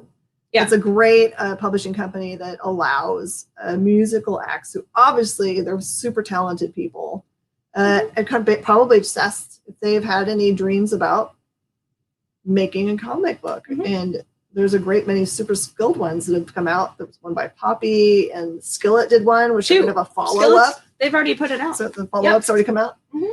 And usually when they release them, they have really cool gatherings in which the band shows up and does signings and those kinds of things. But of course, they couldn't do that. So I'm sure they held on as long as they could because I'm sure that the Gorillas really would like to have done it. Yeah. The Gorillas already, the music videos already play like a comic book. This was perfect. Oh, yeah. It's like, was there ever 2 things that made the most sense together in comic books and this band? Come on. I know. So, and it's super thick. It is super thick. It's Noodle's an anime character already in something else too. So Noodle. Blade Runner Origins is a straightforward book. That is exactly what it is. It goes back to the emergence of the Tyrell Corporation's. I think it's called the Wave 5, whatever group. You see them get to escape for the first time, and it's really beautiful. And oh man, I love the world of Blade Runner so much. So I'm happy for that book. And I'm a sucker for everything in the Valiant universe. So I wanted to read Bloodshot number 12, which I know is kind of weird because you're way into that series. Why would you review the book? But it's Tim Seeley. Deserves to be reviewed. And it also had a backup story from YouTube's Comic Storian, which I've not seen before, so I'm going to go check them out. But this one, it basically has our main character who is up against another nanite-driven bad guy who is trying to, I don't know, it feels like he's trying to make amends for something. And it appears that our main character, Bloodshot, has figured out a way to have control over the nanites himself. Because typically he has big corporations that kind of like drive him like a bus, point him at things they want to have be bloodied up. And he's had a little more control recently. So recently they've added the character Wiggins into the series, which in the movie, spoiler alert, appears to be a good guy. And in this series, he appears to not be. But it also has added the character of KT, which is also part of the movie franchise. And I love their interaction in this book. So if you watch the movie and you're like, I don't know where to start in Bloodshot, you're probably fine to just jump. You could have probably jumped into this book. It had enough information in it to get you started in the right path to understanding what's going on. And this one's one last shot, part 3. So if this one's too much for you, you can wait just a little while and get to the next storyline. Just cannonball into it, though. Just cannonball. Mm-hmm. Yeah. If you need someone to walk you through Valiant in general, for where, tell her what you like for superhero characters in general or superhero characters, and our Jenna can probably point you at the Valiant title for you. Because I have read every single trade on our wall. Mm-hmm. She's our expert. I don't like that word. Because I trip up there's so much. I trip up sometimes. There's so much. It's all good. All right. Scout's Honor, number 3. Not really one that you can just jump into. But so if you haven't jumped into it yet, definitely do go find numbers 1 and 2, because this is the part where they're oh goodness, what's the name of the challenge called? They're trying to become the Eagle Valor or something like that. They're not called Eagle Scouts, but it's pretty much the same. Oh, okay. Yeah. It's the same level that Eagle Scouts, but instead of doing a project or something and helping people like the Boy Scouts do, because, it's not an apocalypse like it is in this book. If you say so. Like it is in this book. Okay. It's a different kind of apocalypse. They, Kit and, is it Dex or Dax? Or it's another 3-letter name, and it starts with a D. I can't remember it. I feel so bad because I can never remember his name. Both of them are going for it. And usually there's only one person per troop that goes. And so Kit's just trying to do it because that's what Kit needs to do. Mm-hmm. And based off of events that happened in the last issue, but I don't want to say because there's a lot and it would take way too long to get into it. Mm-hmm. And then he's getting into it because his dad's the headmaster of the troop, so it's like he's got to do it. But it goes through so much. They go through so many different trials, and one of them is to fight the giant. I don't know if they're like alien robot bugs or what. Giant death. But like, yeah. It's not a huge fight scene though, Jen, so I don't think you'd fall asleep. But it's also a giant deathicus. If you're a fan, if you find yourself loving Scout's Honor and when you get done with the series, you're like, man, I wish I could find something that kind of like that. There's a cool series from Boom Comics called Black Badge. Yes. Which is in development, which is about kind of like a scout kind of troop. It is actually kids that have been conscripted into kind of like a CIA organization, and they actually go in. They're basically spies, but they can get themselves into places that adults can't, because no one would ever think that a Boy Scout was doing anything. Come on. Kids, they're not up to no good. If you're not as into the apocalypse part, it's a lot.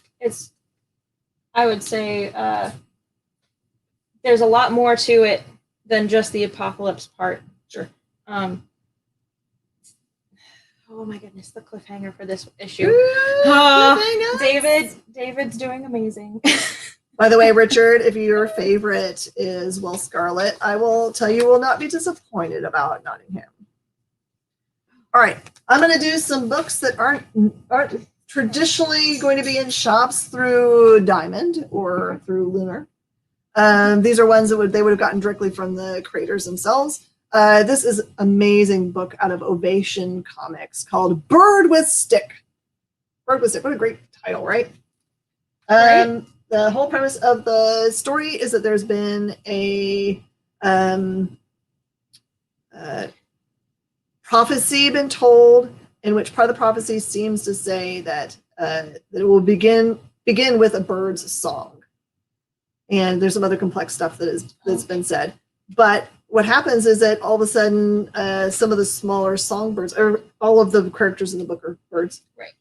Their songs disappear.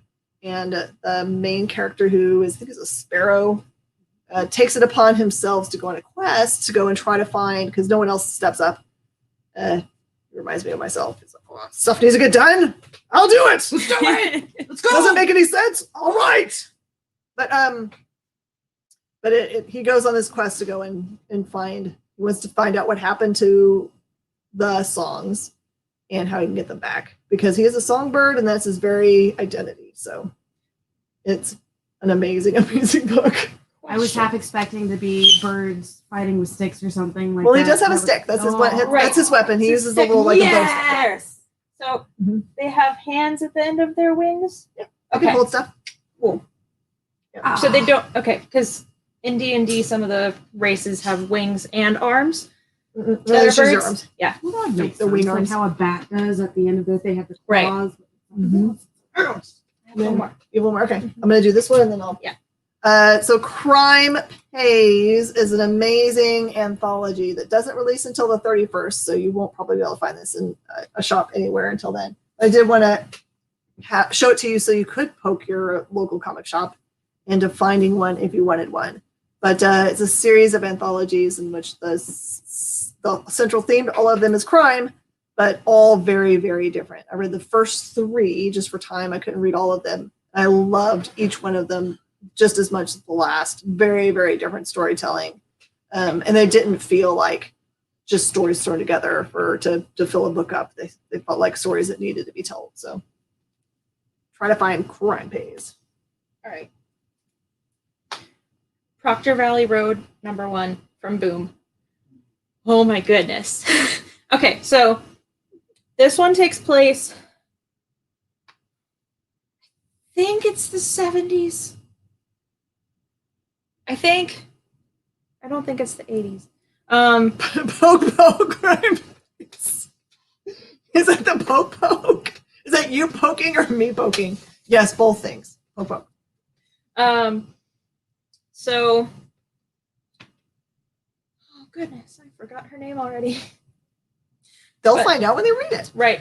Or She, Sally. her cousin, and her group of friends. There's four girls, and they're in high school, but I don't know what grade because they don't really say.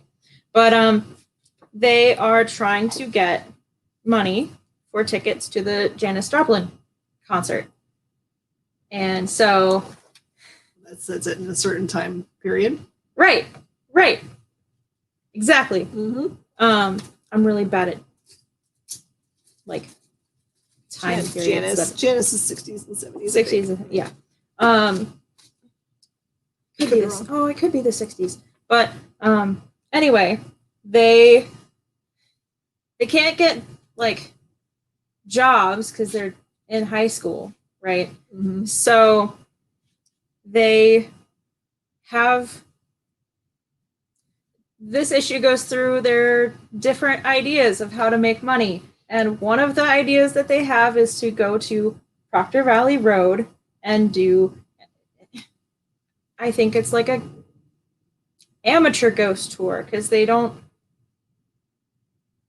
They Do don't they have know, a leader, they don't, or they- they just are going into abandoned places? One of the girls is really, really, really knows a lot about it, Mhm. but She's a witch. Telling you, a know-it-all is not the same as knowing things. right. But they're in high school, so of course they know everything. But of course. So, I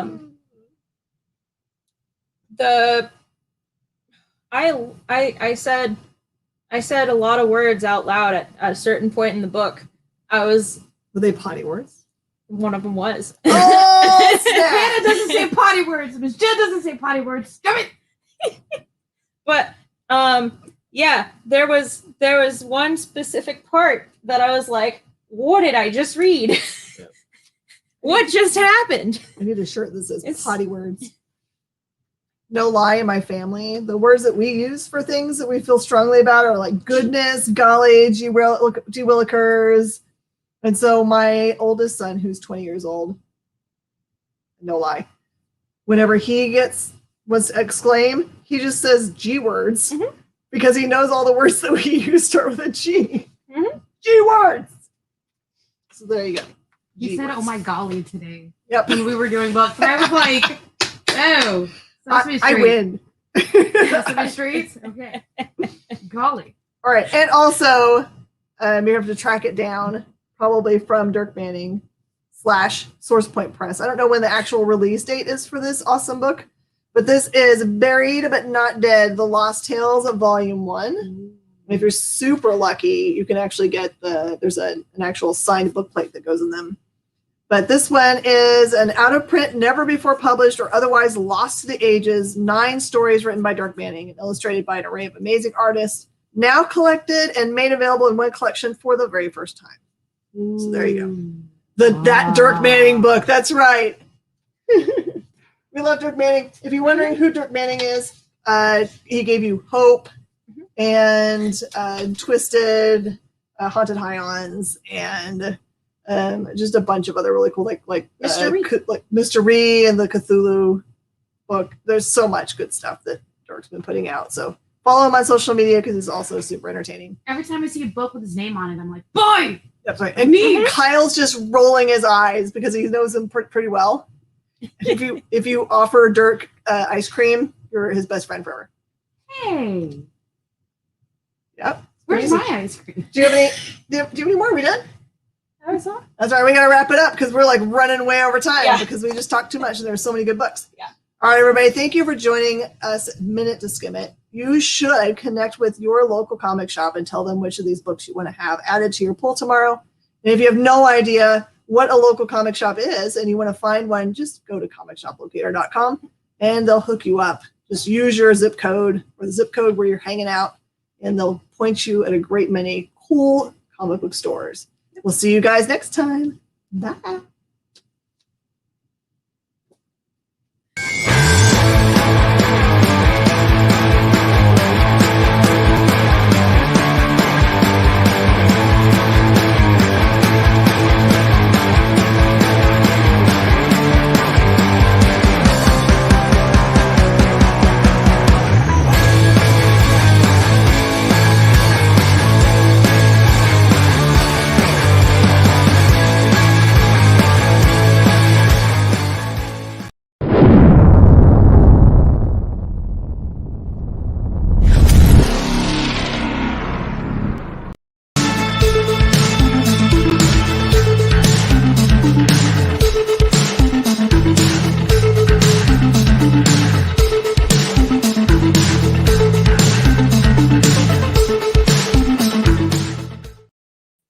What's up, everybody? It's Kyle. We're going to go really fast. This is the EXP News Break. See? Or at least what I call news. I just want to tell you about some stuff that's happened today so that you can know what's going on in the world. HBO Max is adapting the female roller derby comic Slam into an animated series. Warner Media and Rooster Teeth, from Rooster Teeth and all of the great Adult Swim stuff, are developing Slam into a comic book. Slam comes from Boom Studios.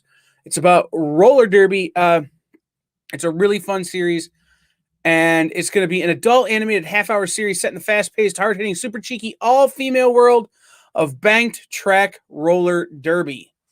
Following 2 young women who will have to decide if their budding relationship is stronger than the pull of a team when a win is on the line. So it's a story about roller derby. Super fun. The book itself is a really fun read. It's got really great covers. I'm just excited to have roller derby on TV, and I think animated roller derby is going to be really funny, especially from HBO Max, because it can get all cussy and stuff. Like, let's be real. If it's anything like Harley Quinn, it's going to be real cussy and real interesting. Maya Bialik has spent years developing a Blossom reboot, and now that the sitcom is on Hulu, she's hoping it can get picked up somewhere, especially NBC, if they're interested. There is a strong fan following for this. People wanting Blossom back. I totally can get it. Especially if you're a girl from that era, you totally want Joey Lawrence back on TV, right? But no, I think Maya Bialik is one of the most interesting actresses working in Hollywood right now. She's a real life neuroscientist. She is a great speaker and leader. She's on a show called Call Me Kat right now, which is a little shaky, but it's getting better. That is a parody on Miranda from the BBC, or it's a remake of Miranda from the BBC. So it's interesting. She said that she's been working on it, and that Don Rio, who created the original, has been working on it, and that they would be interested in doing it if NBC would pick up the option, even for a short mini-series reboot. With the success of things like the Saved by the Bell reboot, Punky Brewster, it seems like an obvious fit for Peacock and NBC. I wish I didn't have to tell you this file. I'm going to slow down for this one because I wish I didn't have to tell you this, guys. Norman Juster, the writer of The Phantom Tollbooth, passed away today at the age of 91. I don't know if you follow who Norman Juster is. He was an acclaimed architect and children's author, best known for The Phantom Tollbooth,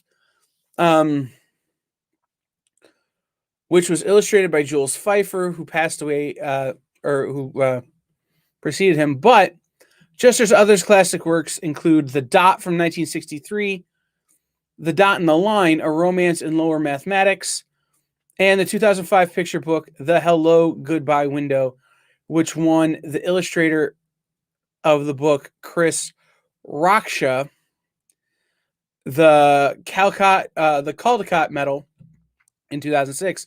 Juster was born in Brooklyn in 1929. His father, a Romanian immigrant, and had become an architect through correspondence course. Graduated from the University of Pennsylvania and wrote The Phantom Tollbooth while working at the New York Navy Yards. He was 91. The Phantom Tollbooth is a great children's book if you've ever had a chance to read it. If you haven't, pick it up. It's great for kids. Also for kids, but now adults. Live action Powerpuff Girls. I don't fully understand this one, but if you're of a certain age, the Powerpuff Girls were everything. But what's interesting about this is that they have cast the female leads from Agents of S.H.I.E.L.D. to play the Powerpuff Girls. Chloe Bennett, Dove Cameron, and Yana Perrault will play Blossom, Pebble, or Bubbles, and will play Blossom, Bubbles, and Buttercup in the CW's Powerpuff Girls live action. According to Variety, Bennett will portray Blossom, Cameron has been cast as Bubbles, and Perrault will play Buttercup. The descriptions of Blossom reads, Blossom, though she was spunky and conscientious, Blossom is spunky and conscientious, a Little Miss Perfect child who holds several advanced degrees. It's, these are good castings, but they're not that far off from where they used to be when they're in Agents of S.H.I.E.L.D. And then a piece of comic book news to end this whole thing, where I've talked a lot about TV. Spider-Man is going to go weekly for a minute with the return of the Chameleon. In June, Spider-Man will be launching the Chameleon Conspiracy. It's the return of Chameleon, who is Spider-Man's first solo superhero. And the title implies that there will be a conspiracy of some kind born around the Chameleon. The Chameleon is Dimitri. See, I've been reading Spider-Man for years, and I can never say this last name, so we're going to skip it. But the Chameleon was originally a KGB agent who mastered the art of disguise to the point of being able to take on the identity of almost anyone. But that book is coming out from Nick Spencer and Carlos Gomes. So yeah, you're in June. Spider-Man 67, 68, and 69 will be weekly, and then ending with Clones Conspiracy #1 on June 30th. So that has been the EXP News. We will be back in just a minute with In Stores This Week with Kyle and what looks to be Kaiser Sose.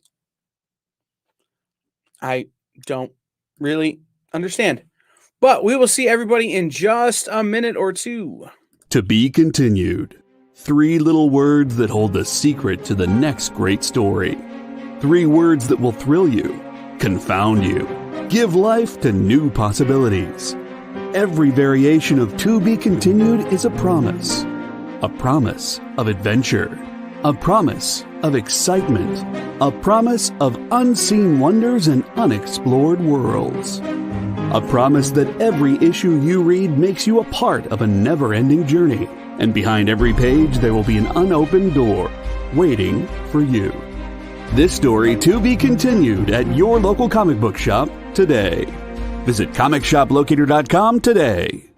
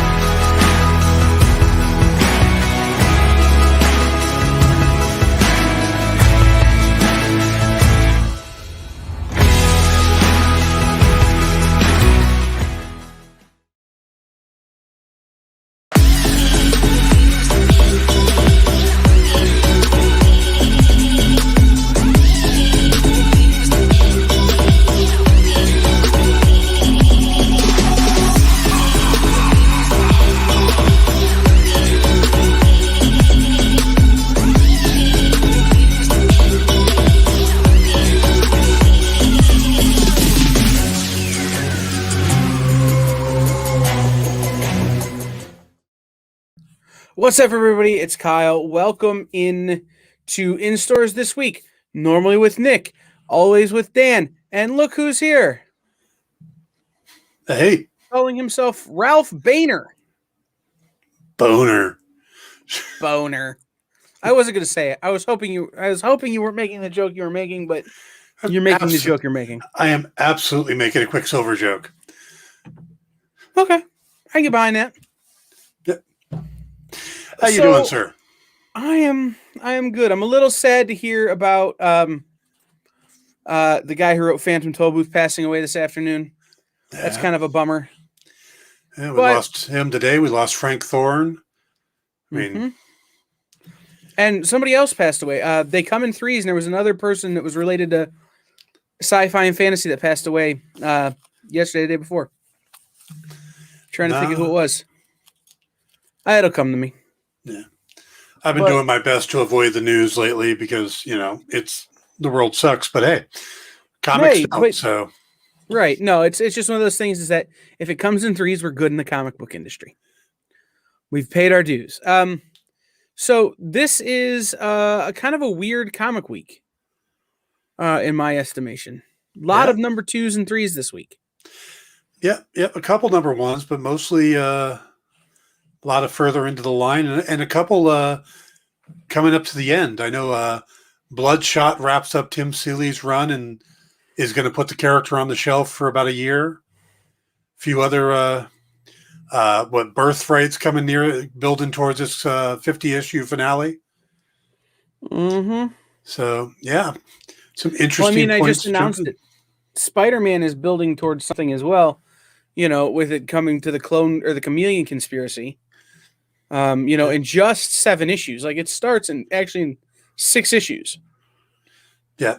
Now you were talking about the chameleon being a former KGB agent, and I believe he's also supposed to be related to Kraven the Hunter. They're supposed to have. They're actually. I didn't want to spoil it because there was a note that there may be some Kraven tie-ins. I want to leave a little something on the vine there for people.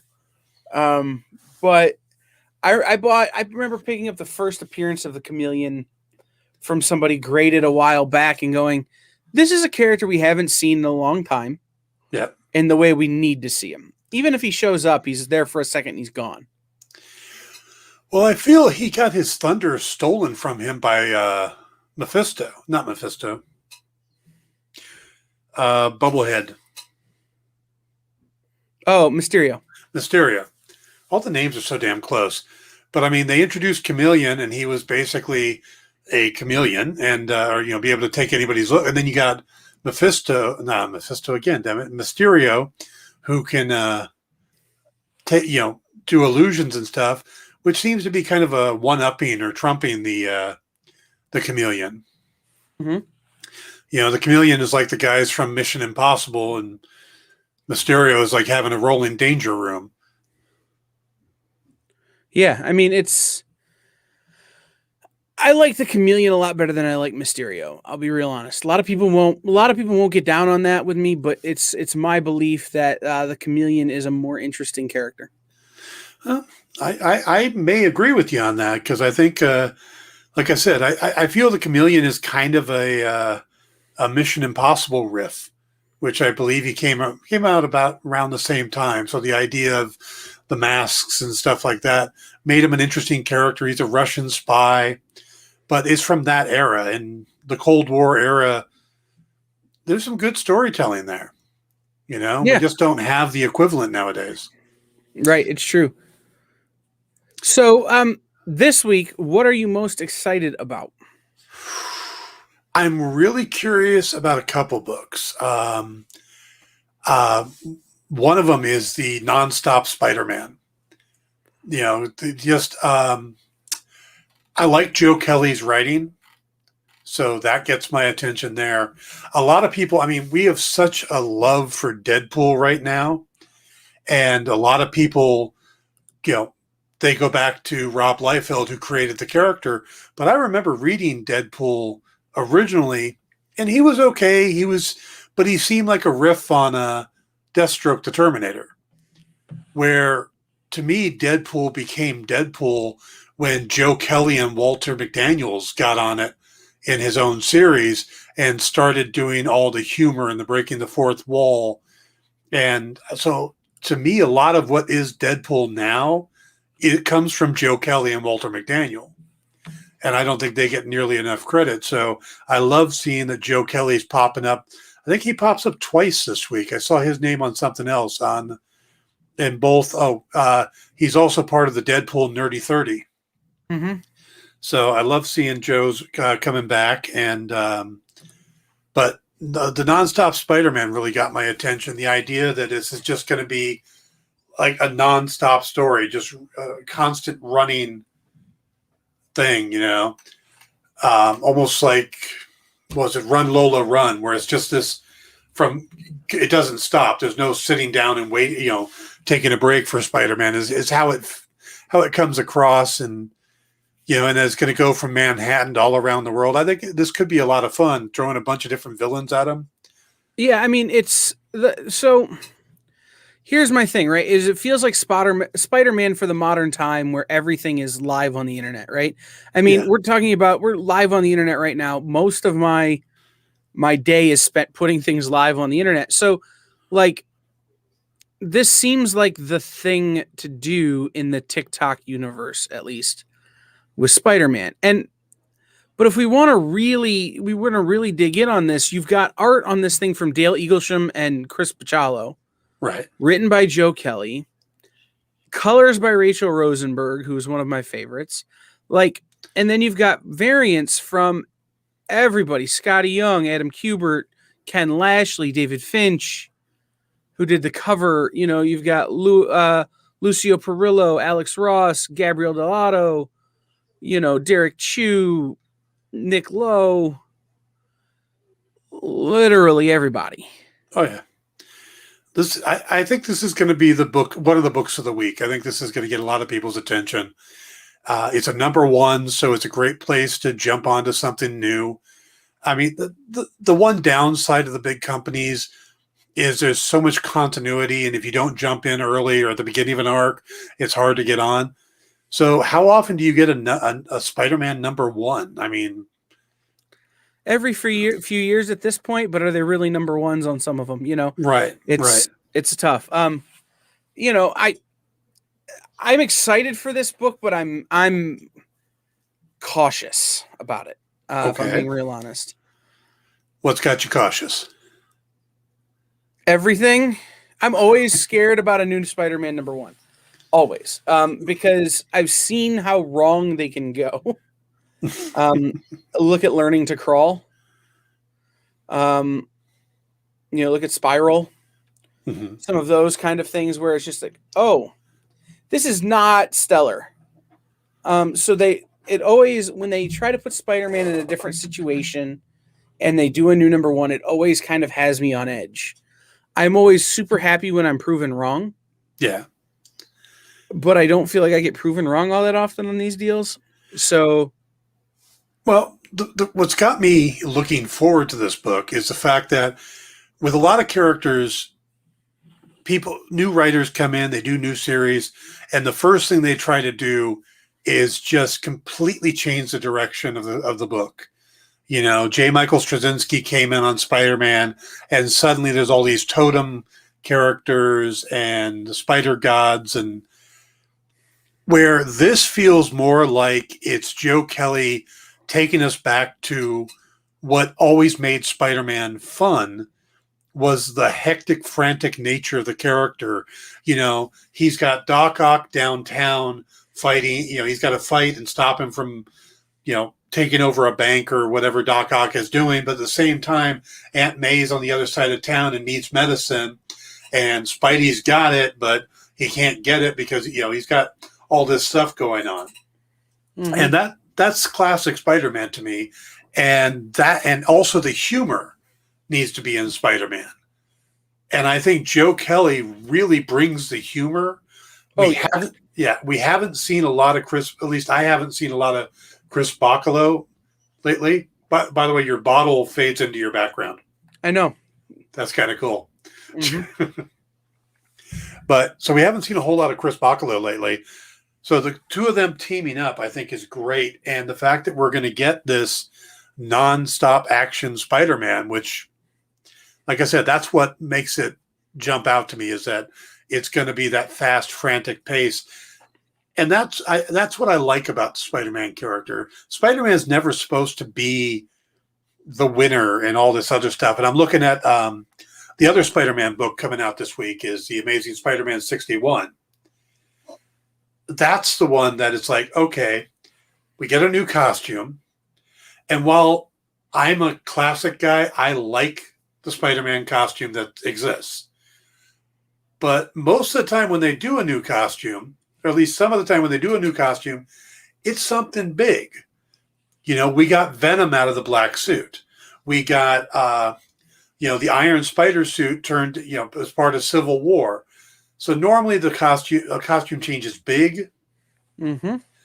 Peter gets a new job. I've never really cared what Peter's job is. So right. I'm kind of curious to see what this new job is. But the fact that it brings him back into conflict with Kingpin, who, Frank Miller borrowed from Spider-Man to take over to Daredevil, and now he feels like a Daredevil villain, but he started as a Spider-Man villain. So I love seeing Kingpin come back. So you get Spider-Man and Kingpin again, which should be fun. But you get the new costume, and I'm at least going to pick it up and take a look at it and see what's the purpose behind the new costume. You know, what's going on with that? And you know, there's a good chance it's at least going to be a valuable pickup. So you pick up a copy, you read through it quickly, you throw it in a nice bag, you tuck it away somewhere for safety, and see what happens. Yeah, I'm not a fan of the new costume. Can you hear Did me? you go away on me, man? Yeah, I hit the wrong Okay, button. looks like I hit the we wrong may have button. lost Kyle, so I will keep going here. We got another number one coming from Marvel this week, Children of the Atom, number one, which this is one of the stranger ones I've seen listed. It's about a sidekick group of X-Men, which when did the X-Men get sidekicks? And I think that's kind of the mystery going on here, is it looks like Cyclops and Gambit and Marvel Girl and all these X-Men suddenly have sidekicks that are becoming their own team. So it seems really strange that they, out of nowhere they come in. So that I think is going to be an interesting one. You got some really cool looking. You got a really cool looking cover. I don't have that listed at the moment, but Children of the Atom number one looks like a book that should be a lot of fun. And again, anytime you get a new number one on the shelf, and we got a couple of them from Marvel this week, you at least want to take a moment and take a look at it because, like I said, with Marvel, a jumping on point is somewhat rare. And here you get Children of the Atom number one. You get a new suit in Spider-Man 61 or Amazing Spider-Man 61. Then you've got the new Spider-Man non-stop Spider-Man, plus a new title. I mean, we've had Peter Parker, the Spectacular Spider-Man, Sensational Spider-Man, the Amazing Spider-Man. So now we get, or the Superior Spider-Man. So now we get the non-stop Spider-Man, which is a double hyphen. 2 hyphens for the price of 1 there. But if you're also looking for other number one issues to pick up this week, there's Thor and Loki Double Trouble, which is kind of a teen book from the guys who did the Spider-Man Venom Double Trouble. But the Spider-Man Venom one was more geared towards a younger reader, maybe preteen, where this is supposed to be more definitely on the teen level. You're looking at Mariko Tamaki and I am never going to pronounce their name right. Gurihiru as the artist. And you've got Loki daring Thor to steal a powerful artifact from Odin's vault. Now, the fun thing is that could have happened at any time in their history. There's always that banter between Loki and Thor, and you just don't know what's going to happen between the two of them. Okay, I am supposed to refresh my page. So give me just a second here. All right. I'll be right back. While Dan is doing that, I will be here with you, talking to you about, he's talking about the Spider-Mans, and I he couldn't hear me, so I want to chime in on that. I do think that it's a very exciting potential future for the Spider-Mans and for all of that kind of stuff. Can you hear me now? I can hear you now. I didn't see you. I accidentally backed out. I was trying to refresh the page where I look at the comics, and I hit refresh on the wrong page. But anyhow, I think all the things that are happening in the Spider-Verse right now is good for Spider-Man. All of it. Okay. I think all the things that are happening in the X-Men universe right now are good for the X-Men. I think the people who are really getting hurt in this from the Marvel side are the characters that they're not pushing. Like, they don't have huge names on right now. So I think, some of your sides like Captain America and some of those are maybe getting hurt a little bit more, getting pushed a little bit aside for these big events, but that always cycles. So just bear with them. So were you actually hearing me when I was, okay. So I was here the whole time. Okay. All right.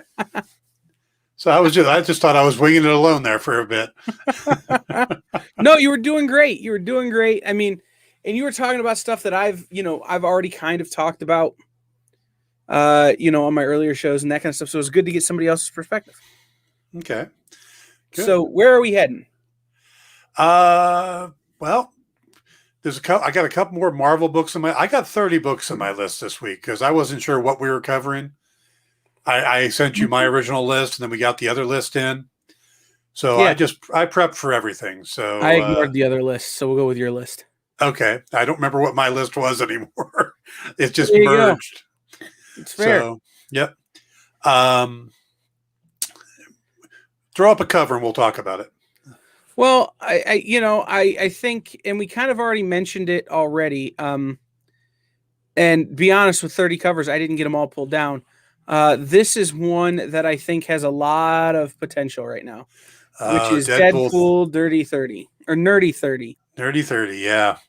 Mm-hmm. First thing, you're getting a lot of the creators who made Deadpool what he is back. You're getting, of course, Fabian DeCisa and Rob Liefeld. You're getting Joe Kelly back. You're also getting Gail Simone, Scotty Young. So, this should be a lot of fun right there. And if you're a Deadpool fan, this just is celebrating all of different or various Deadpool birthdays. His first birthday, his Sweet 16, and his 100th birthday. I want to see what a Deadpool Sweet 16 birthday party looks like. Do you think he got a big fancy car like in that show, My Super Sweet 16? He might, but he also might have ended up on a date with is it Anthony Edwards? No. Oh, man. Sweet 16, the movie 16 Candles. Not Molly Ringwald, but he went on to play John Cusack? No, blonde guy. Anthony Michael Hall. Yes. Yeah. So I could see him on a date with Anthony Michael Hall. You never know. It depends on who's writing that particular birthday. Yeah, that's fair. It could be very, very John Hughes-esque. Or it could be very My Super Sweet 16 from MTV in the 2000s. I'm laying money that it's a John Hughes thing. I would too. That makes the most sense. Yeah. Nobody remembers My Super Sweet 16 from the mid 2000s except for people who hate us. So, and who hate everyone. So I suppose that's probably why it's ingrained in my brain. But no, I do think that the cover is interesting. When they do these big Deadpool events, they usually try and do something on the cover that's ridiculous, like have as many characters on the cover as possible. Oh yeah. Dupe usually shows up. I remember when the Scott Koblish did the one that's a Guinness Book of World Record now. Mm-hmm. I was actually sitting next to him at a convention while he was doing it and talking to him, and he was just going insane trying to put that cover together. So I can imagine. Yeah. I can imagine. The whole other thing I think would be great about this book, and I know it's not what happens.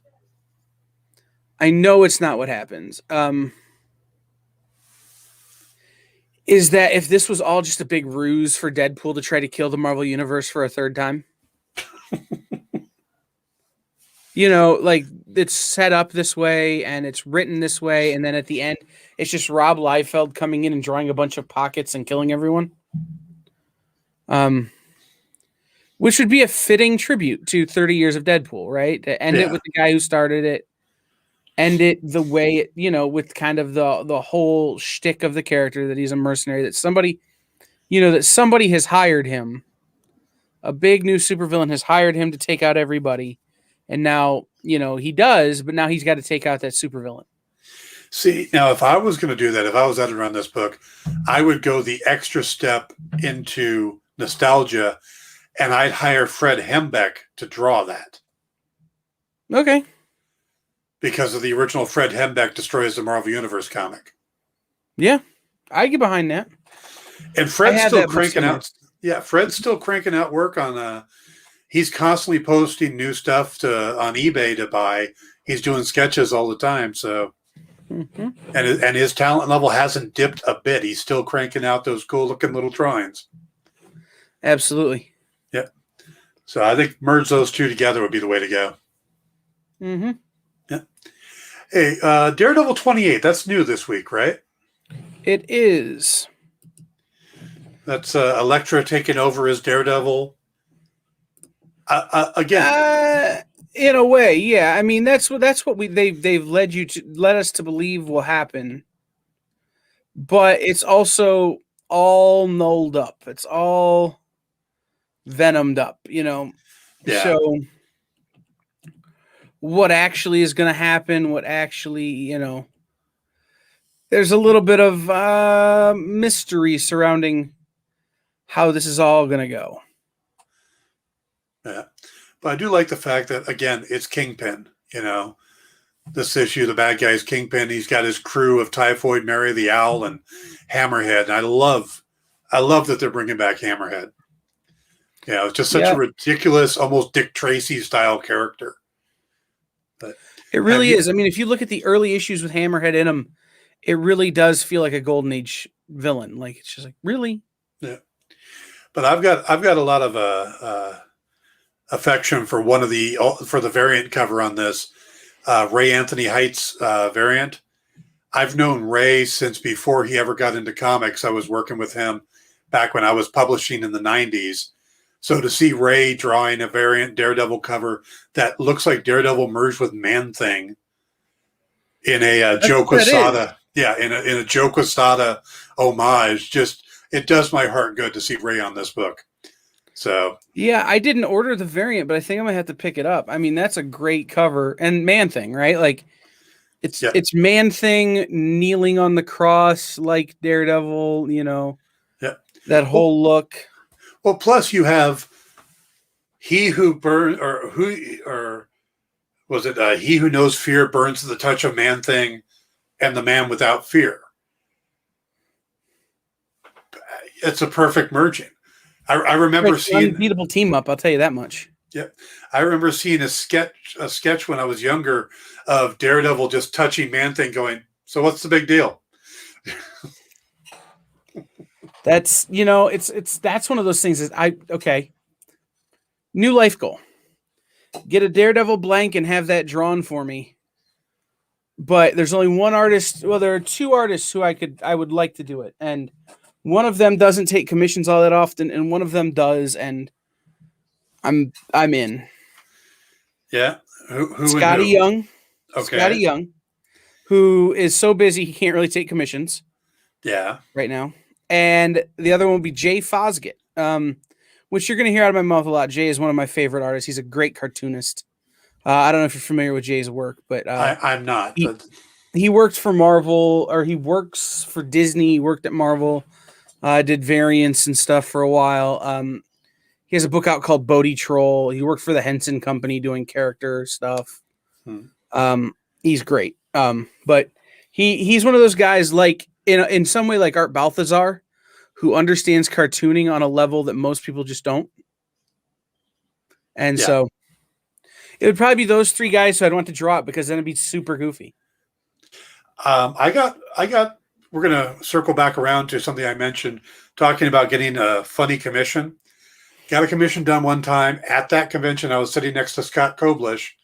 I said, the picture you ought to draw is Deadpool looking at the Question, saying, "Where is your face?" I don't know if you can see that or not, but I have the original tucked away. You kind of see it. Yep. I love it. And Scott Koblish drew that? Yes, he did. I met Scott for the first time in January at a Read Pop event, and a virtual event, and we didn't get to really talk that much, but he's such a cool dude. I loved his hidden cover, or his hidden comic variants on Deadpool, so you had to buy his variant of every book to get the secret comic. Scott is local out here in LA, or in Southern California, and we were going to the same comic shop for a long time, the Comic Bug, and we both got pulled in. One of the things they were doing at the Comic Bug was this thing we called Development Hell, where we took comic scripts that never got made into movies, and then we acted them out as like did a table read of them as radio dramas. And Scott came in on a couple of them that I've done. And we did the Kevin Smith Superman script. Mm-hmm. And I got to play various characters, including Deadshot. But Scott got brought in to be Brainiac, and he played Brainiac so over the top that it was brilliant. So, yeah. There's supposed to be recordings of all these out there on the web. I need to track them down. But they're all put together by a director named Adam Marcus, who directed Freddy versus Jason. Not Freddy. I thought I knew the name from somewhere. Freddy versus Jason Goes to Hell. Excuse me. It was Jason Goes to Hell and the Texas Chainsaw 3 or whatever. Yeah. So he's got a pretty good, and he's got this great movie out called Secret Santa. So it's a neat little thing we do. I've done a couple of them now, but Scott's a member of that group too. So nice. Yeah. Okay, but we're talking comics. Yeah, so that wraps up the Marvel, I think, for this week, right? Yeah. I threw out Thor Double Trouble. Yeah. We got to take a break in a minute or two here, but we could mention Blade Runner Origins from Titan Comics. It's exactly what you think it is, guys. If you like Blade Runner, you're gonna like this. There isn't really a whole lot of selling to do on that book, if I'm gonna be real honest.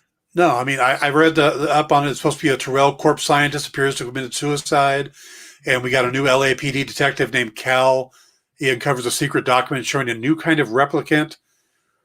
So right there is a neat setup, but it's all set in 2009.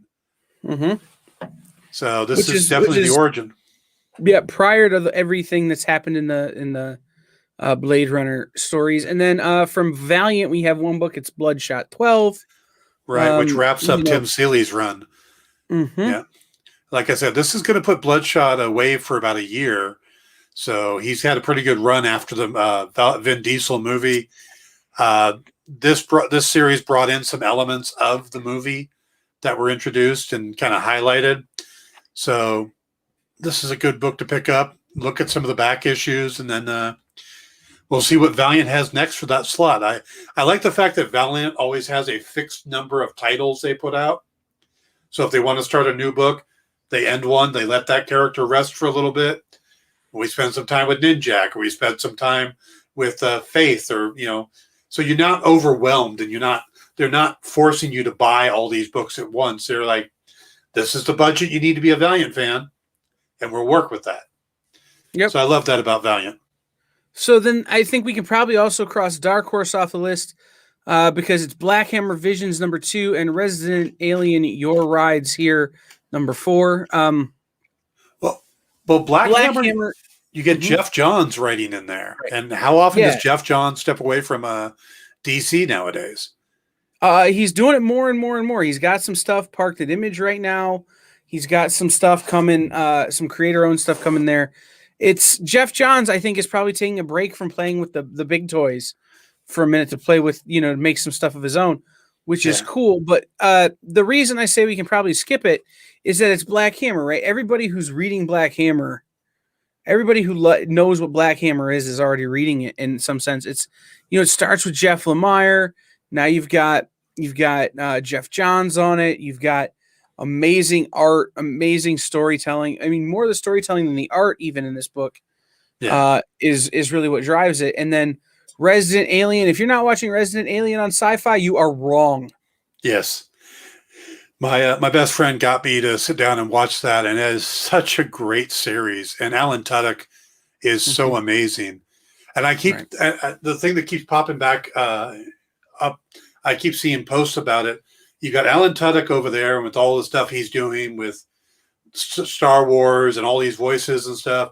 You got Paul Bettany on WandaVision. It's time to go back and rewatch A Knight's Tale. I was thinking that, like, the guys from A Knight's Tale, with the exception of rest in peace Heath Ledger, right, are crushing it right now. Oh yeah, just crushing it. You got Robert Baratheon from Game of Thrones. Mm-hmm. You've got the Resident Alien. You got Vision. You got the Joker. I mean, and then Rufus Sewell. You get I never remember his name. He was in Altered Carbon, the guy that played the Prince. Yep, but like I'll throw this out there too. Like, there are so many other great things that these people have been in that it's time to go back and rewatch. Like we can talk about this for a minute. You go back and watch Dodgeball and Underdog Story. Maybe my favorite Alan Tudyk role ever is Steve the Pirate. You know, in The Replacements, the Gene Hackman football film. Keanu Paul Reeves, Bettany yes, one of my favorites. Keanu Reeves, yes. Paul Bettany's the kicker. You know, and he's great. No, that's Griff Reese. That's Griff Reese. Yeah, you're right. It is Griff Reese. Yeah, I always mistake the two guys because at that time they look very similar. Yeah, you're right. But there are other great things you can go watch Paul Bettany in other than A Knight's Tale. But oh my God, yeah. Some of these guys, Firefly. Oh well, Paul Bettany is Alan Tudyk's Firefly. Paul, right. Beautiful Mind with Paul Bettany. Yes, where it's almost the same character in the sense that he's an imaginary figure created from the mind of a troubled person. Well, and what's funny is I saw, and I'm just going to throw this out there, guys. If you haven't watched Fresh Off the Boat, go watch Fresh Off the Boat. Randall Park, who is Jimmy Woo in WandaVision, is in that. And somebody put a meme on Facebook today that Randall Park is the best person in Hollywood right now, is the most beloved person in Hollywood right now. And then somebody commented, and it was a verified account, and I don't know who it was, is that Randall Park could kill my father right now, and I would just be like, all right, let's bury the body together. Because that's how beloved he is. Like, it's. I think Jimmy Woo is the new Phil Coulson for the Marvel Universe. Mm-hmm. Well, now, if they could bring Phil Coulson back and have the two of them team up, there you've got a new hit Disney Plus series. Mm-hmm.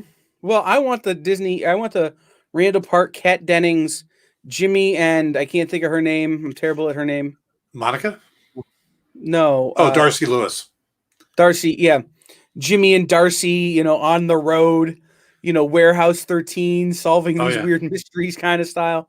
But I had a little anecdote listening to I'm going to blank on his name now. Who played Coulson? Clark Gregg. Clark Gregg. Clark Gregg was on The West Wing, and they were getting ready to give him a big story arc, and he got the offer. And he went to this was when Aaron Sorkin was still there, and he goes to Aaron Sorkin and goes, "Look, they want to put me in these superhero movies." And Aaron Sorkin looked him dead in the face and goes, "Why are you talking to me? Get out there.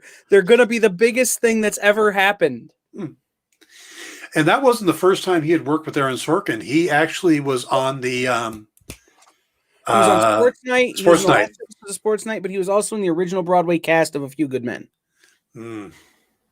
So Sorkin has a revolving door of players, which is a whole little conspiracy theory. I'll do a video on at some point for the experience if they want it. But just so you know, I may or may not be one of the foremost Sorkin experts. So it's one of those weird things that, I could talk about. But let's take a quick break and come back with comic books as opposed to period dramas with way too many words in the dialogue. How's that sound? We should do these shows as walk and talks. I'm too fat for that. All right, guys, we'll be right back. We'll be back in about a minute's time here on The Experience.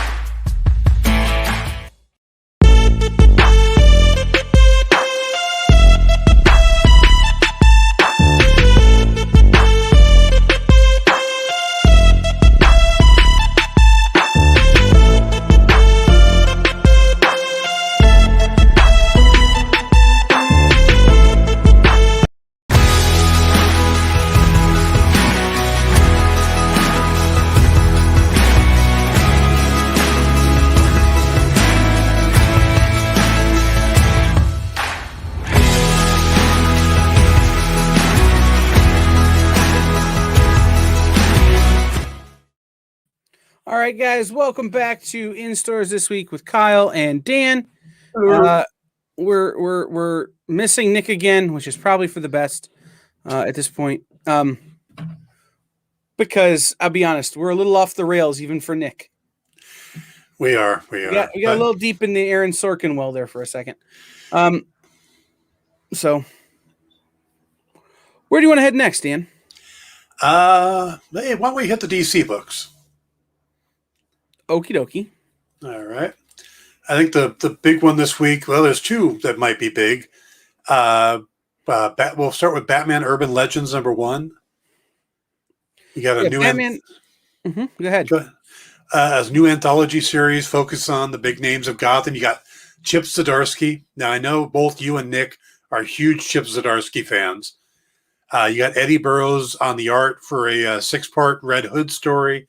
And then I've seen Michael Rosenberg out on social media hyping the hell out of this book because of it's a grifter story he's writing with Ryan Benjamin. And he is putting grifter's face on all these famous pictures, just trying to get people to pay attention. Yeah, so Matt Rosenberg is really pushing this hard. And it's why I'm excited about this book is the grifter story. I don't care about the Batman story, even though it's Chip Zdarsky. I want to read the grifter story. And then Thomas Brandon taking an outsider story as well has me, or Brandon Thomas, I'm sorry. I hate people with two first names because it confuses me. But it's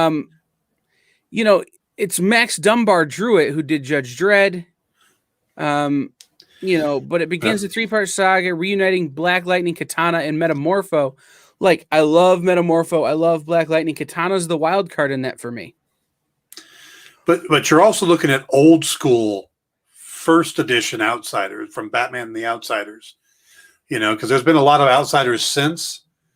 These are the original Outsiders. You throw in Geoforce and Halo and Looker, and I mean that's the original squad back when Mike W. Barr and was it Jim Aparo were doing the book. Seems right. Yeah. So and don't forget, you've got, if you're going to be you're reading the Stephanie Phillips and Laura Harlequin series. This is a prequel to that series is in there as well, drawn by Laura Brogdon. Right, and Laura did all the Future State Next Batman stuff. Right. So it's going to have a look that you're familiar with. But no, I feel like this book was supposed to come out like 2 years ago. Yeah. I've been hearing about it for so long from Matt Rosenberg.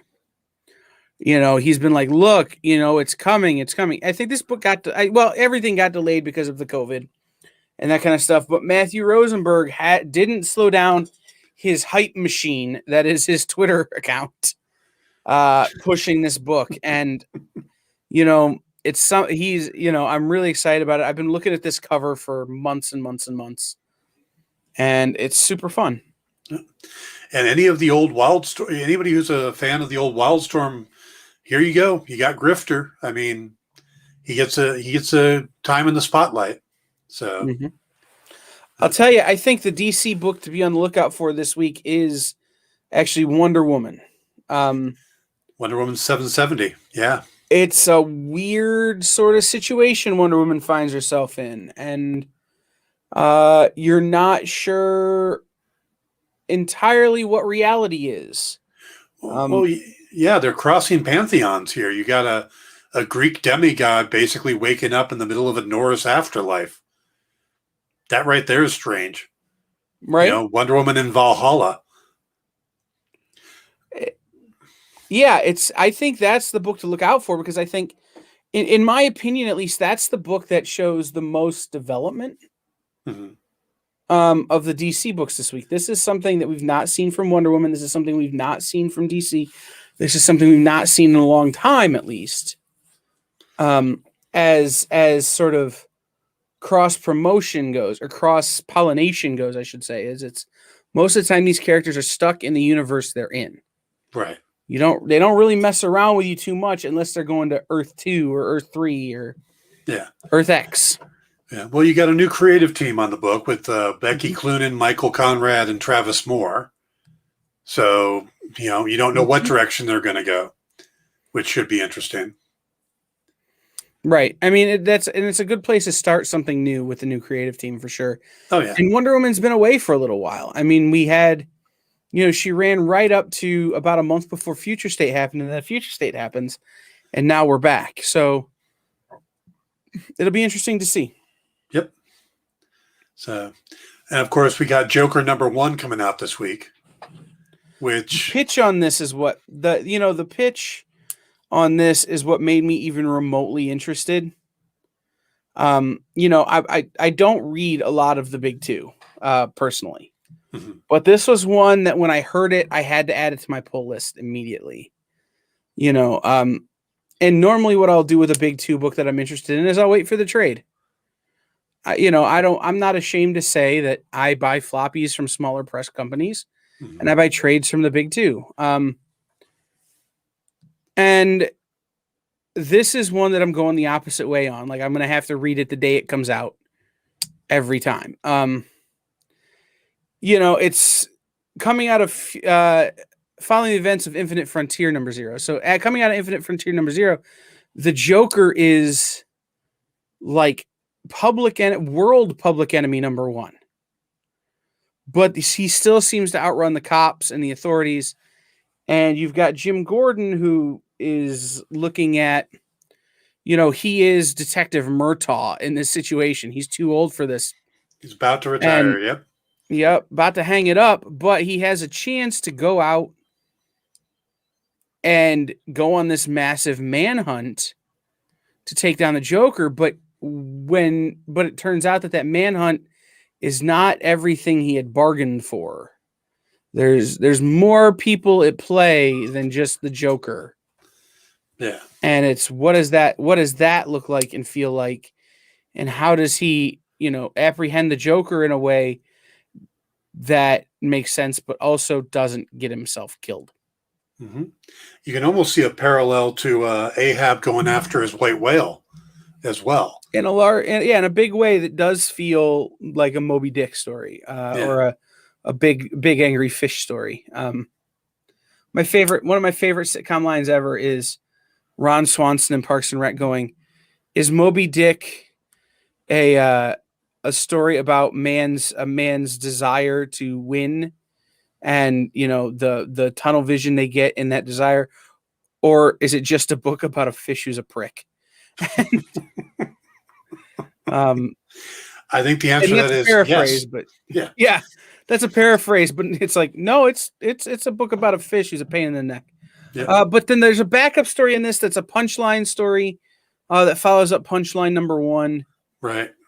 I'm less interested in Punchline, but I think Punchline has a ton of potential, so I'm going to follow it real closely. Yeah. Plus, you get a kind of a look inside Blackgate Penitentiary for a new prisoner. Right. Yeah. I mean, when was the last time we were inside Blackgate Prison? Yeah. But every prisoner we see nowadays, they've been in there a ton of time. It's like old home week for them. It's like, oh, I'm back. And this is actually a new villain basically walking in there. So that should be interesting too. That's super fair. I mean, it is going to be interesting to see it from a first timer. But again, like I said, in my mind, I'm less interested in the character and more interested in what they do with her. Mm-hmm. Does that make sense? Yeah. Yeah. I don't need a new Harley Quinn, but it would be nice to, for the first time, see everything through Harley Quinn's eyes for the first time. Because you never really had that opportunity. Well, I think there was a point. It wasn't easily accessible. I think there was a point when they were working with Harley Quinn that she came to a fork in the road creatively, and they could continue her on the path she was on as a villain or take her towards the anti-hero. And they chose the anti-hero path. But there was still so much road left to talk about, or so much story to tell the other direction, that creating Punchline allows them to go down that path as well. So yeah, she is in a sense another version of Harley Quinn, but she's the Harley Quinn that took the other road. Right. No, I think it's interesting that I don't think they ever wanted Harley Quinn to be a hero. Right.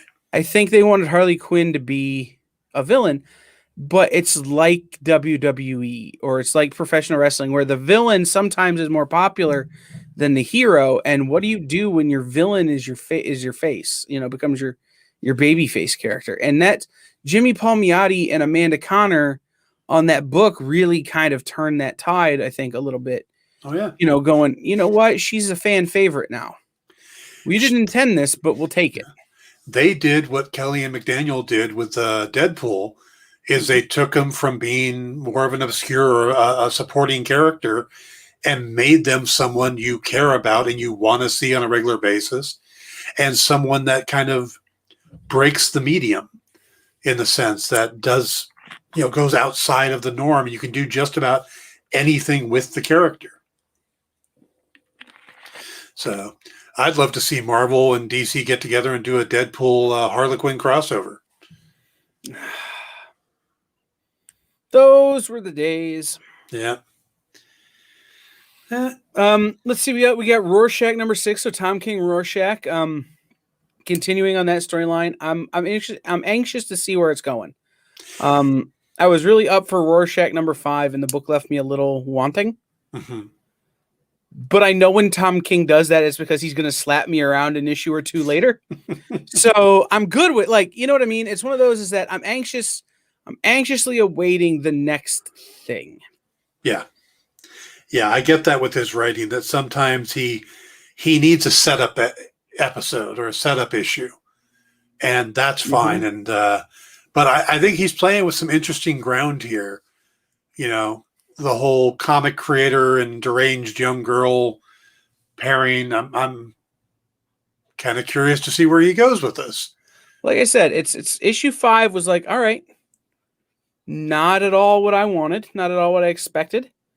It left me wanting more, and then I'm ready to be completely smacked about the face with, issue 5 or issue 6 for him to tell me what he was thinking the whole time.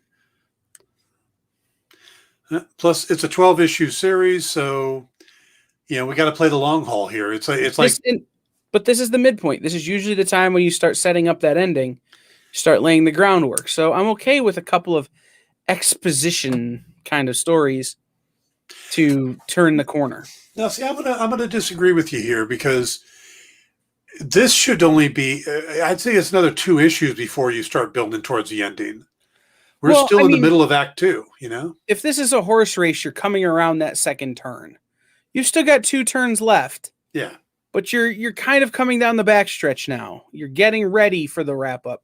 So you kind of have to start planting those early plot points, right? Those kind of planting seeds of doubt or seeds of deception or whatever, so that when you do hit that third and fourth turn, issue 8, issue 9, somewhere in that range, and you really are laying the M. Night Shyamalan hook into them, you've got everybody ready to bite.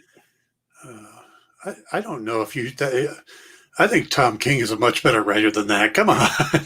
Oh yeah, absolutely. But M. Busting out Shyamalan, geez, is the king of hooking you in the third act.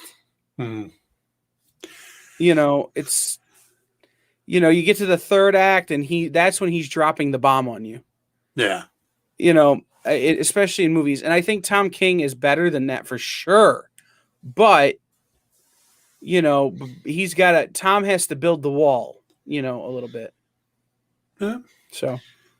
I think he's still got an issue or 2 to play with. I think by the end of issue 8, he's got to put us on the right path. And yeah. And I think from a writing standpoint, that's right. I mean, but like I said, I think it's, this is the time to start playing a little bit of psychological game, just kind of getting people off balance, getting people ready for whatever that is. Well, yeah, this is where he starts building the expectations that he's obviously going to subvert later. Yeah. Yeah, absolutely. Mm-hmm. So, all right, what else we got from DC? Just Soups 29. Right, which is the first of a 2-parter that includes Action Comics coming up. So, be honest, I haven't read Superman in a long enough time that I couldn't begin to tell you. But I will say this, and this is anything with a Jonathan Kent story where it's Jonathan and Clark together, Mhm. to me is the most interesting Superman. Yeah. Superman as a dad to me is just weird because Superman never knew his actual father in the sense that, like he met him, but like it wasn't the same, Yeah. but he had Pa Kent, and it's how does Superman interact with his own son? And then, oh, by the way, this is an Infinite Frontier book. This picks up after, Future State. So it's the world is a different place than it was when we last left Superman. Well, But it's Sean Lewis and Philip Kennedy Johnson. yeah. This got my attention because of some personal stuff in my life. This has Jonathan Kent going back and seeing a time where Clark has to fight this mysterious threat from outer space and just about gets killed. I mean, and it's that realization for Jonathan that yes, his father is a Superman, but he's still a mortal. Mm-hmm. He still can die.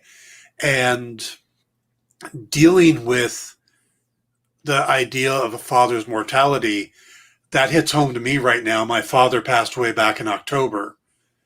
And I remember my father having an accident many years ago and being rushed to the hospital. And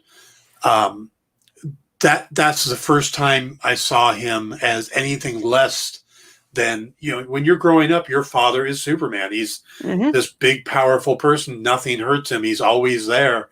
And the first time you see frailty in your father hits you. So I see this as being an arc where Jonathan has to come to terms with his own father's mortality.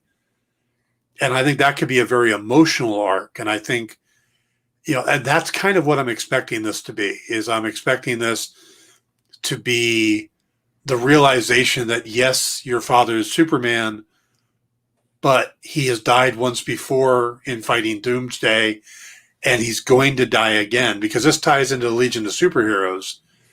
So at a time when Superman's no longer alive. Mm-hmm. So this should be a pretty emotional issue or emotional story arc for Jonathan, which I think could be very hit home for a lot of people. Right. So yeah, I'm going to be checking this one out. Yeah, I hear that. Like I said, I lost my stomach for Superman during the Bendis run. Mm. And I haven't been back since. And eventually something will come along that'll get me. But I'm with you. I think, looking at it as a fathers and sons stories, I think looking at it, as a Jonathan Kent, Clark Kent story is the most, effective, story. Oh, and by the way, Amanda Waller appears. Yeah. Which always means there's going to be some sort of weird wreckage. Yeah. So. Yeah, she's an interesting one. Mm-hmm. And just want to throw it before we move on from DC. This is also Green Lantern Season 2, number 12. This will be the last of the 2-year run by Grant Morrison and Liam Sharp. If you haven't been picking this up, Liam Sharp has been killing it. Since he's come back to DC, since he started doing Wonder Woman and then the Wonder Woman Batman stuff and now Green Lantern, this stuff is just amazing. Him working with Grant Morrison. I don't know what they're planning on next, if they're doing something together or where Liam's going to end up. But this is a run that you should have been picking up this whole time. Mm-hmm. So look for trades of the first season. Pick this book up. I mean, you get Hal Jordan versus Hector Hammond in the big finale of the 2-year run. That is just at least check it out. This has been a great series, and I'm sad to see it end, but I look forward to seeing how they're going to wrap it up. Absolutely. So, let's take another quick break here. It's 9:00. Let's take another quick break. We'll come back for the last hour, and we'll hit a bunch of the smaller publishers Oh yeah. that are still out there that we haven't even talked about yet. All right. So stick with us here on the comic book shopping experience, the EXP, the experience. For Dan, I've been Kyle. Stick around.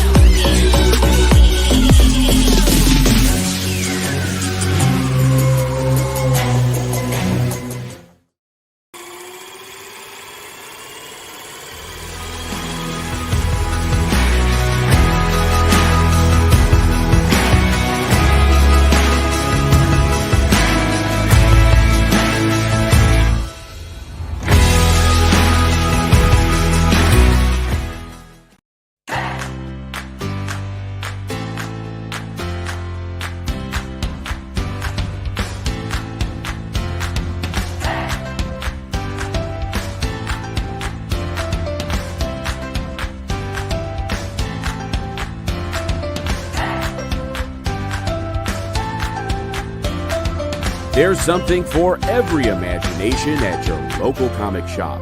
Visit comicshoplocator.com to find a store near you.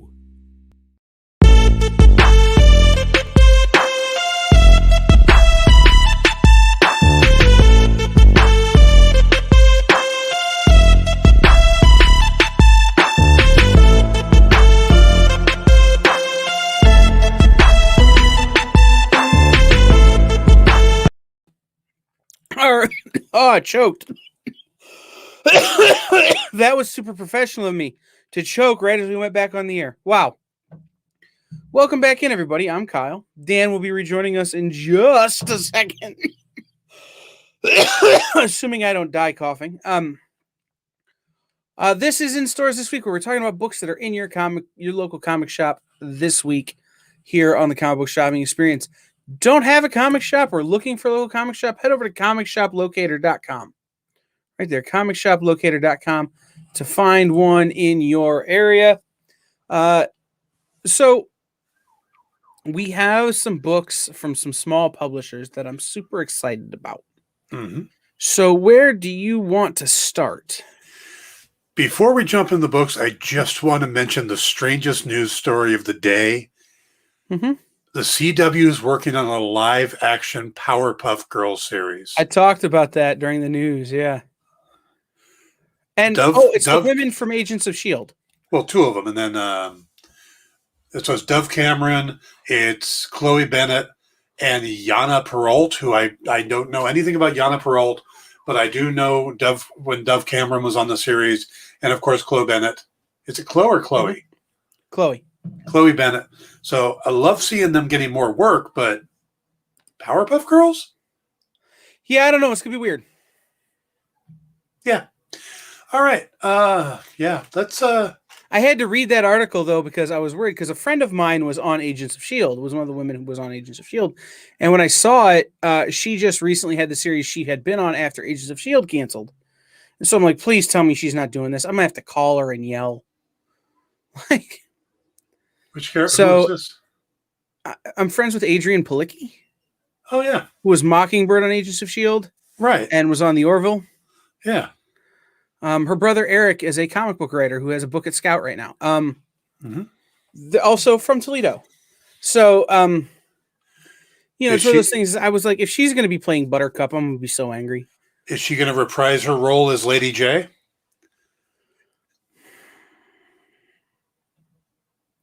I don't know. We don't talk about it. We haven't talked about it since the Wonder Woman pilot happened. With Pedro Pascal. Mm-hmm. We People talk forget. about other things, but not that. So, needless to say, we'll avoid that topic. But no, we're good friends, and I just I love her to death, and I think she's a wonderful actress. But I'm just glad she's not a Powerpuff Girl. See, now that would have made me tune in. I love Adrian, but I love her work. I love her to death, but if I find out that she's playing, again, Buttercup or one of those like Bubbles, I'm gonna be like, look, if it's that bad, come back here and do community theater with me or something. Like, we'll figure it out. Hey, now the series could be good. I mean, if it's done a little tongue in cheek, they have fun with it, it could be fun. And how else would you do the series? I don't believe you, but okay. I'm willing to see what happens. But we here at the Experience try to be positive about things, right? Super positive. I won't like it, but it ain't for me. Powerpuff Girls originally weren't for me. True. So I'm not saying it won't be good for the people who like it. Yeah. I'm saying I won't like it. But as we learned this weekend on your Facebook page and several others, I didn't like WandaVision, so we'll, Yeah, I noticed that. So you're a little curmudgeon, I got to tell you, outside the show. I'm a little curmudgeon on the show, but no, it's like, so if we want to talk about it for just a minute, this is, and I'll make this point to anybody who wants to hear it. I think Disney and Marvel are missing small opportunities to pay homage to the people who have kept these characters alive for years. I'm not saying you have to change anything in the story arc of WandaVision. I thought the story arc was fine, but I thought they missed small opportunities to be like, hey, you guys that are out there coming up with fan theories, working so hard to remember these characters and share the knowledge of these characters with other people, here's a little nod to that. And it's something as simple as in the episode where Agnes takes the kids to babysit them, saying, I used to babysit a kid named Reed, and your kids remind me of him, Wanda. You don't have to say anything more than that. Don't have to pay off that line. But those of us who know will be like, oh, she means Reed Richards. That means Reed Richards has to exist in the MCU. Okay. I don't care how you introduce him down the line. Right. Doesn't matter to me. But that's just a little nod to, oh, okay. Well, but there's a couple issues there. One, she didn't babysit Reed. She babysat Franklin. No, you're right. And two, when you do something like that, you kind of lock yourself in where it might not fit where they're going with those particular characters.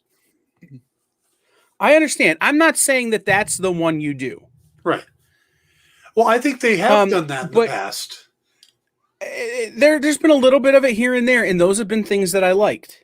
Uh-huh. But I'm saying there are ways to subtly nod to people that don't lock you into things. Yeah. It's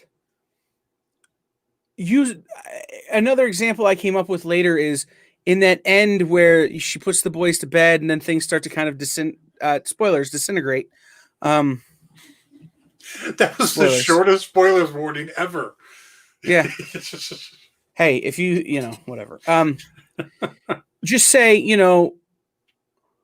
use the word shards some way.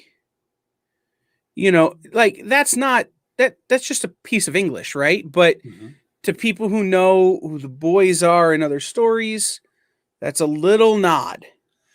Yep. But again, it's not tying you to anything because she's just using a word in the English language. Right.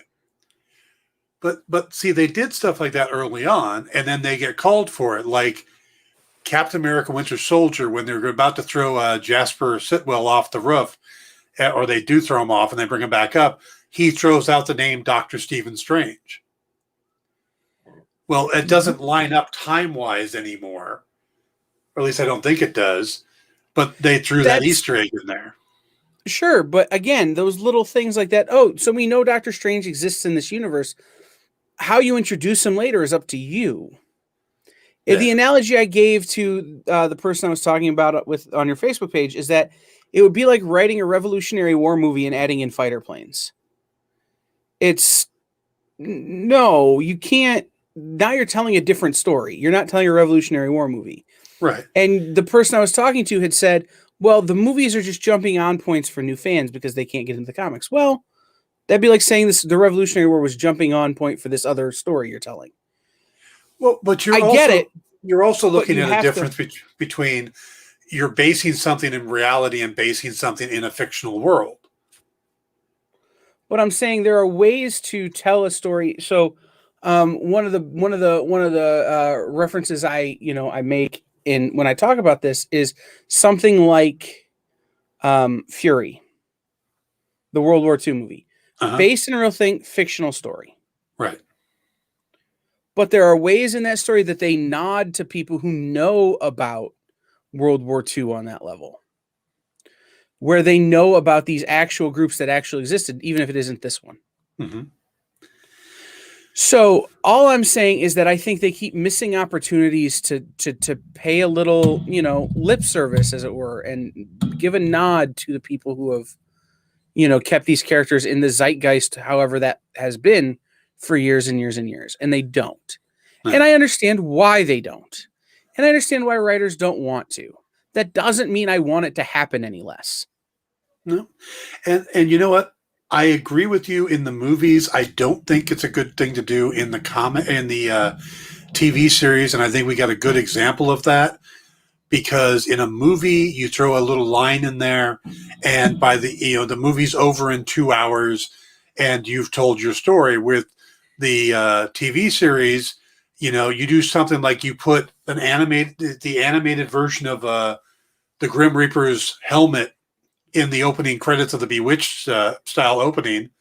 Then you have people for 8 weeks talking about, oh, we're going to get the Grim Reaper, or oh, we're going to get this character, or oh, they mentioned an aerospace engineer. It's going to be Reed Richards, because you're not telling the whole story in a 2-hour period. You're giving them 8-9 weeks to talk about it.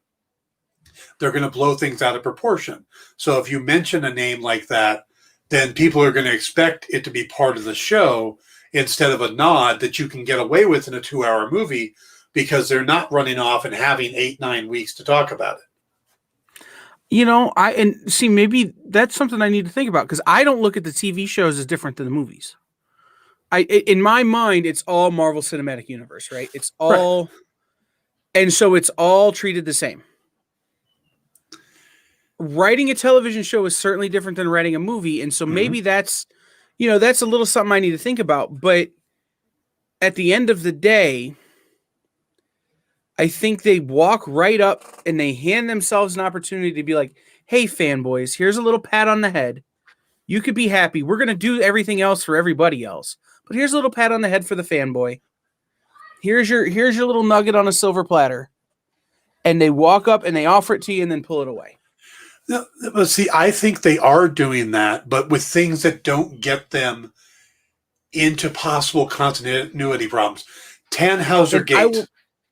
And I will say this, right? Like, just real quick, the 2 post-credit scenes do that for me from WandaVision.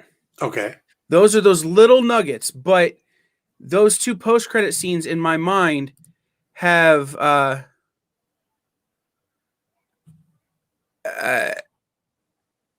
very little to do with the story itself any further. Yeah. You know what I mean? Oh, yeah. So it's... But you're looking at, by the way, Joel Eden has a great comment, but Tannhauser Gate was a nice nod to Blade Runner. The use of the Halloween costumes were a nice nod to the comics. Right. So I think there were some of those in there, But again, it's difficult when you're stretched out over 8 or 9, 9 episodes, because those things affect the viewership more, giving them time to think about it than you would get in the TV show, in the movies. No, like I said, I've never looked at the TV shows as different in the approach. Because in my mind, they're not. They're just telling these stories that I'm forever attached to Mm-hmm. in a way, that is palatable for the non-me. But that doesn't mean I don't want someone to acknowledge my existence in those things. And Right. there were moments of pure greatness in WandaVision. And then there were moments of really the same shtick again. Like, how many times are you going to force feed me a square-jawed, agent type that's kind of a, putz and actually the bad guy? Like, we've had that several times. Yeah, Hayward was kind of a stereotypical villain, and he could have been so much more. Right. But I also believe that there were things that they had to cut because of time. And there was a story about that there was a scene that paid off some of the fan theories that got cut well before the series release. So, like I said, again, I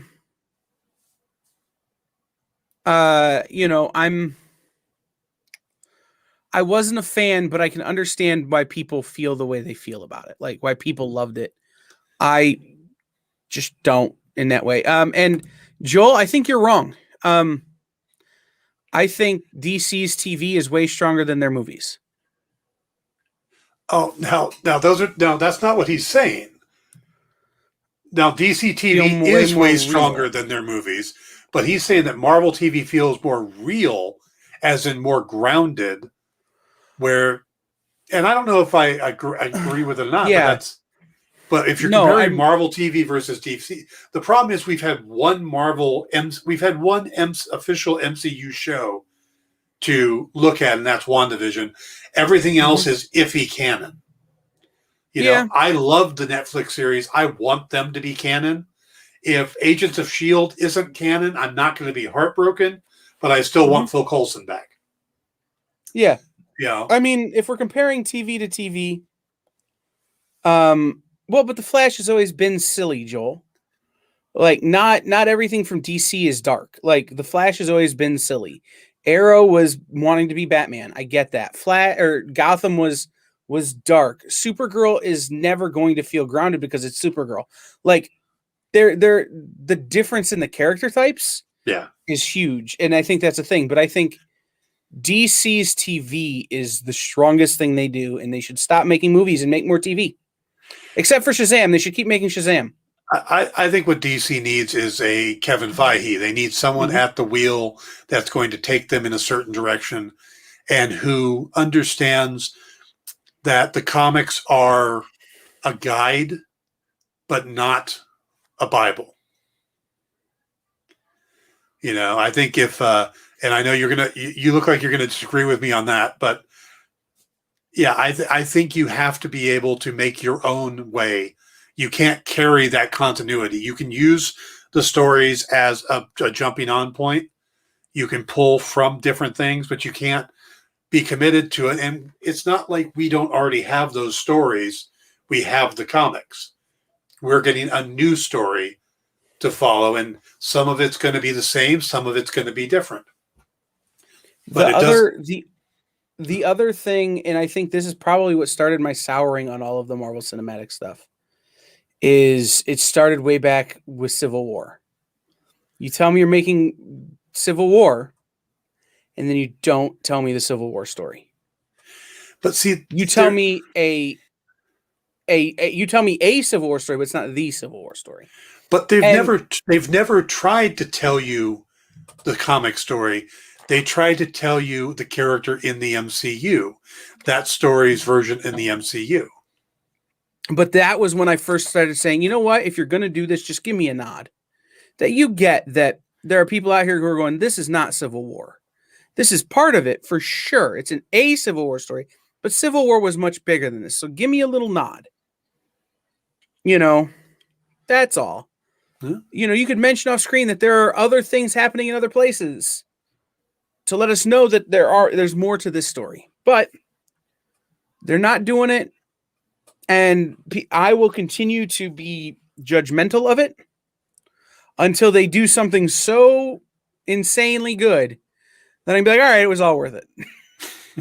And I'm not saying that isn't possible, especially coming up. They've got a lot of opportunities coming up. Falcon and Winter Soldier, I think, has that potential. Yep, I think it does too. I think it should be a lot of fun. But we should keep we should keep our fan speculation in check. I've already seen one of the bigger websites posting today that Falcon and Winter Soldier is going to be an introduction to the X-Men because it takes place in Madripoor, and all I could think of was, no, just stop. Stop the speculation. Yes, I know Madripoor is important to the X-Men. No, but there are ways you could get there without even that. Like, there are ways you could get there, but I'm sure they're going to get there, but they're going to do it in their own time. Right. Like I said, I mean, if I'm doing Falcon and Winter Soldier, I'm going to exploit the thing we saw at the end of Black Panther where it's Winter Soldier and Shuri, which gets you back to Wakanda, which is a way to get you to Storm, which is a way to get you to the X-Men. But at some point you've dug too deep into the deep well, and that doesn't work. So people have to keep in mind that most of this stuff was in production and working before the Fox deal even happened. So the odds that we're going to get any of the X-Men in Phase 4, no, just forget about it. And we should talk comic books. The first thing you could get it in is Thor: Love and Thunder. Is the first thing you could get anything in, because it's the first thing to shoot post Fox deal and post COVID. So, all right.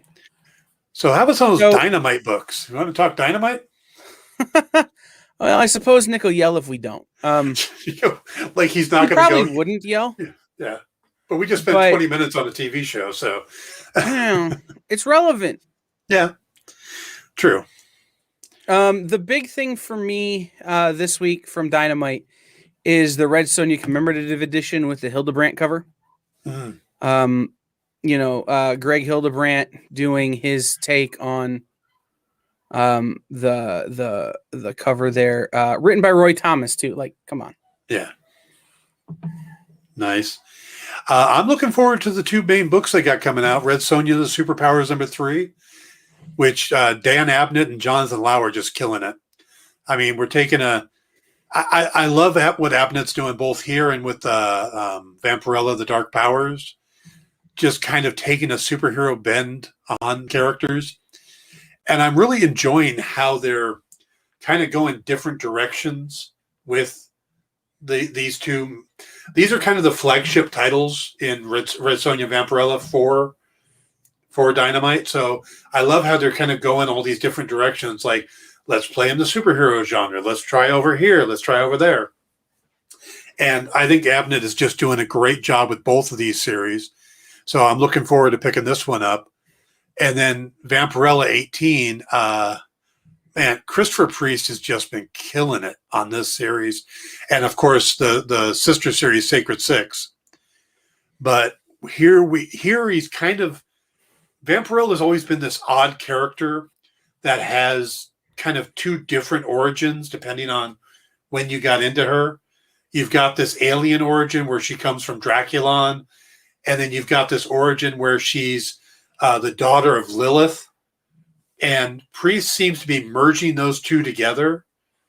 So you've got Lilith is returning to and the vampiric state has convicted her of sedition, and she's supposed to be executed on her return.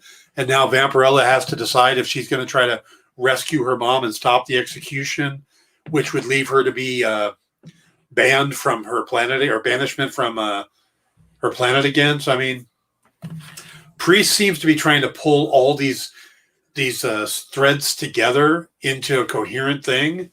And I think, like I said, he's just nailing it. We're 18 issues into this, and the guy is just killing it. Just some of the best vampy stuff out there so far. Yeah, I'm just going to cop to it. I'm not reading Vampirella. It's not something I've ever really read that deep into. But the idea of this story that Christopher Priest is telling is maybe the most appealing to me in the Vampirella, mythos. That being said, everything Red Sonja right now, everything is just blowing my socks off. Like, just, I can't say enough about the job that Dynamite has done with the character over the last however many years it's been. It seems like it's been forever. Yeah.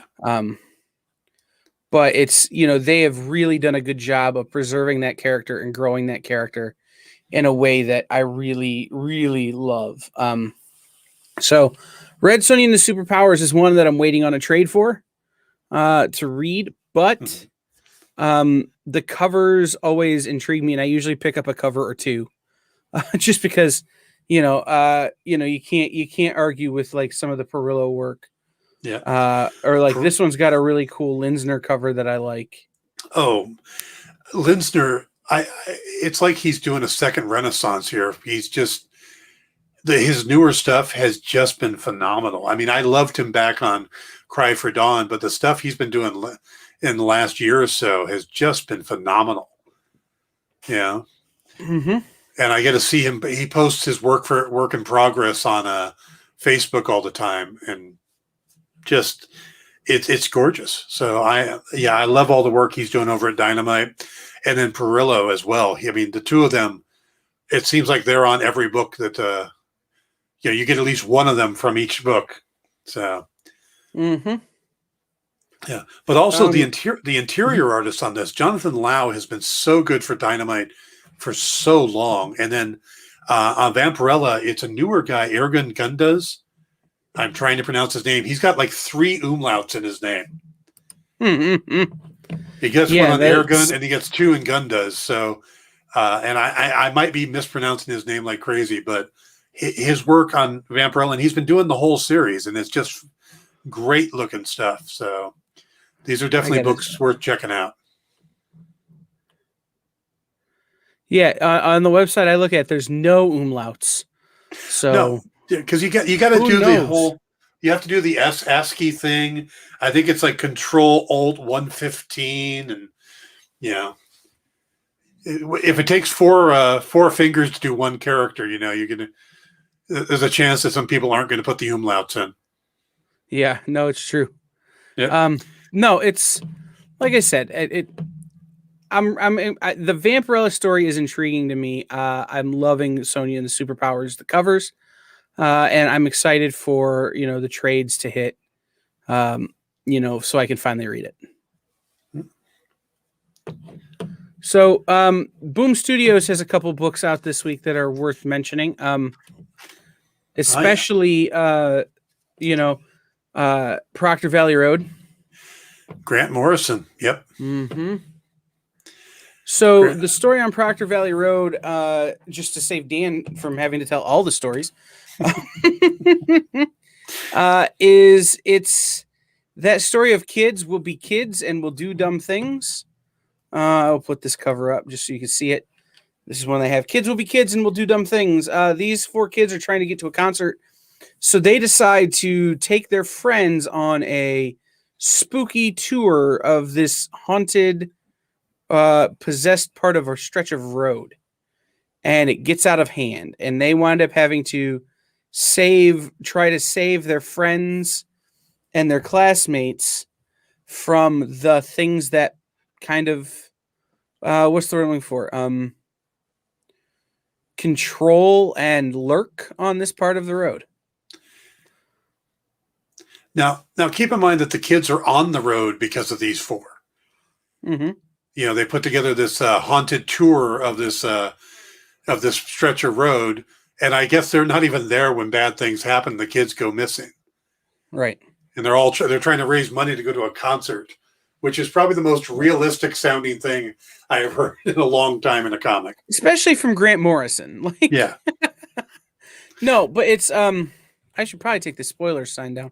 I'm looking at my screen here going, but no, so it's Grant Morrison and Alex Child, from Boom Studios. This is one of those things that Grant is doing with Boom for development. as part of that package that he's doing with them. So that's interesting. But again, this is one of those typical kids will be kids and will get in over their head story. And how do they get out? It kind of feels like Grant Morrison trying to channel Stephen King. Kind of. Which more power to So- him. Yeah, he does a good job when he does that. Absolutely. So it's a really good, it's a really fun sounding story. This is my pick of the week.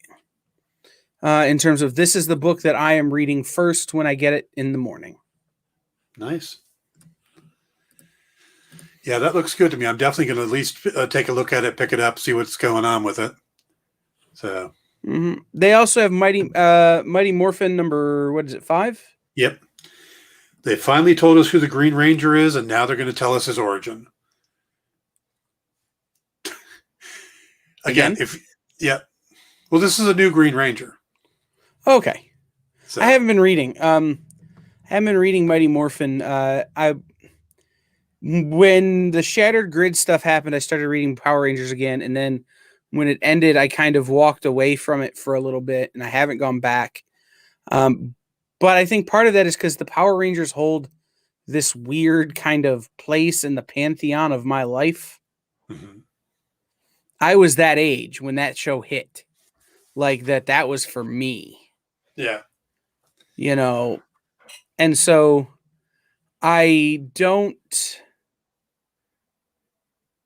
venture into that territory very much because I don't want to tarnish the memory of what that was. Yeah. I So, can see that. Yeah. and I'm I not was saying a- this would, but what I'm saying is that I don't want to take the chance. Yeah. I was a little older when that came out. So, and I've had a few things tarnished, like meeting one or, I've met 2 people who worked on the show, actors from the show, and I've met a few people who worked behind it. 90% of the people have been absolutely great. One of them was really weird.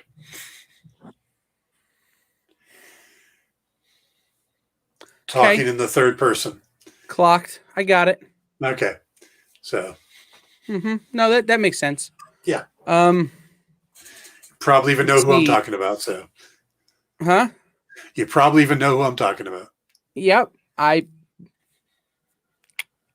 see you. G.I. Joe, Real American Hero from IDW. G.I. Joe, Oh, yeah. It looks Real like an aerial American battle. Hero. You know, Joe has been going on for so long. Mhm. It's and IDW has been a great caretaker of the property. But for me, no one will ever be better than Larry Hama on it. But he's writing this one. I know. That's what I'm saying. Yeah. Like, IDW has been a real great caretaker forever, but bringing Larry Hama back is the only reason I care. And I care a lot now. Yeah. Well, for me, I love the fact that they're focusing on some of the other characters when they do these, and we get Ace and Slipstream. Now, when I was 10, 11 years old, my grandma for Christmas bought me the big plane with Ace in it, and that was, I was there. So I want to see what Larry does with these characters. Plus, the art is being done by Alex Sanchez, who back when I did work with IDW, we did Alex and I did a 30 Days a Night miniseries for them. So love seeing Alex doing more work there. I remember that 30 Days of Night series, and I that's where I first saw Alex and really dig him. Yep. So the other one they have is Teenage Mutant Ninja Turtles 115, which is Jenica 2. It is a Jenica story, the new 5th turtle. Right. But it's also a Rocksteady and Bebop story. Yeah. And some of the best villains ever made in Turtle, Uh-huh. I'm a Baxter Stockman guy in terms of my favorite villain, but Bebop and Rocksteady are right there. Yep. And I'll say this. Right now the Teenage Mutant Ninja Turtles are as good as they've ever been Between Last Ronin and the ongoing series, they're breaking new ground. They're telling new stories. They're bringing new people. They're bringing people back to the Turtles for the first time in a long time. And I am a huge supporter of the Turtles. And, Kevin Eastman in particular, and I have become very good friends. And so it is truly satisfying to me to see the Turtles crush it. So, yeah, this is a good-looking series, and I will be flipping through the issue at the store and possibly even dropping it into the plastic bag on my way out the door. yeah, it's a great one. And again, you're looking at this may not be the best jump-in issue. The last issue would have been a really good jump-in issue, 114. Mhm. But this one will probably also, because of where the story is, it's pretty much insert. You can insert yourself into the story arc. But all of this new Turtle stuff that they're doing, especially, I would say the last 15 issues, issue 100 and the last 15 have been out of this world. I will admit that I had not been following the Turtles until I started doing this show with you, and your enthusiasm is kind of waking me back up to it. But also, I look at the cover and I'm like, there's like 5 turtles. There's a baby Splinter or a young version of a rat, and there's a female. I don't know what's going on. So, who is there? Wibbly wobbly timey wimey. Is there a 5th turtle? There is. It's Jenica, the female turtle. Oh, I thought there was another one besides another male turtle. We don't know that beyond a shadow of a doubt. That's some Last Ronin stuff. Ah, okay. And That's the Last a different Ronin, story arc. Yeah, Last Ronin kicks ass. I did pick that up, and that is really cool. I told Kevin and Peter, I was talking to them via email, and I go, it's like that thing where 2 people from separate things, like 2 friends from separate parts of your life start dating. And then you realize that they've known each other for years. Mm-hmm. Because I met Kevin and Peter separate. They had already split and weren't talking when I met them each. And now they're like working together again. I'm like, guys, this is really weird. I'm totally okay with it, but it's really weird. Yeah. Yeah, I've had a few of those pop up where it's like, how do you 2 even know each other? And yeah. Mm-hmm. So Absolutely. So we're gonna skip the break. I'm not gonna take a break. All right. Now with breaks. We don't need no breaks. We don't need those thinking breaks. That's right. But if we move on down to the Image Comics, Mm-hmm. we've got one of the books I'm excited for this week. And I didn't pull a cover for because it's not on my pull list because I think I gotta wait and buy issues in bulk or something on this. I gotta wait and buy them 3 or 4 at a time, which is Deep Beyond, which, guys, is an absolute mind bender. The book I'm going to most equate it to is Odyssey by Matt Fraction. Came out from Image a few years ago. In that, and not in any type of storytelling or concept way, but in that I read 10 issues of Odyssey before I knew what was happening. And that's how I feel about Deep Beyond, right? They're giving you really subtle hints. And I feel like we're going to be 10 issues in before we go, oh, okay. Now I understand what's going on. And I love books like that because it keeps me intrigued trying to figure it out. But I tell you what, man, the first book I read and it gave me a headache in the best way. Like I wanted to immediately read more because I needed to figure out what was happening. Yep. So I'm digging it. But it's not on my pull list just for that reason. Is I think I need to wait for issues 3 and 4 and then I'll try and read the first 4 or 5. Yeah. Yeah. I've been watching Mirka and Dolfo's career just start off building. And now they're with Andrea Brocadro, I think is how you pronounce the last name. Yeah, I think that sounds right. Yeah, I think this is the book that puts them both on the map. This is just And I I don't love, think Mirka Andolfo needs a whole lot of help. I think Hmm. people are really, yeah, but yeah, I think this is one of those that is a career maker for people. yeah. Yeah, this is also probably going to get a little knock on the door from Hollywood type, because I could it's see something it. new. Yeah, it's a unique concept. It's a unique kind of situation. I could see somebody going, "We'll take a stab at it," for sure. Yep. What else from Image? We have Commanders Well, in Crisis, which is something I'm desperately behind on. I read Yeah, issue 1 and haven't read another one since. I keep getting them, but yeah. I think Steve Orlando's just having a lot of fun with us on this one, or just coming up with some of the names and concepts in this. You've got the Crisis Command taking on the Extinction Society and their American Individuality Act. And it's a 12-issue run. We're halfway through.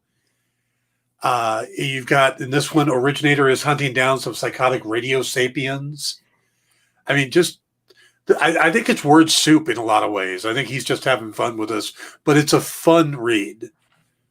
yeah, I'm no, for enjoying it. sure. And I have to apologize once again to Steve Orlando for calling him Tony Orlando the other day on the air, which was bad. I apologize once again for confusing you to the dude who used to hang out with Dawn.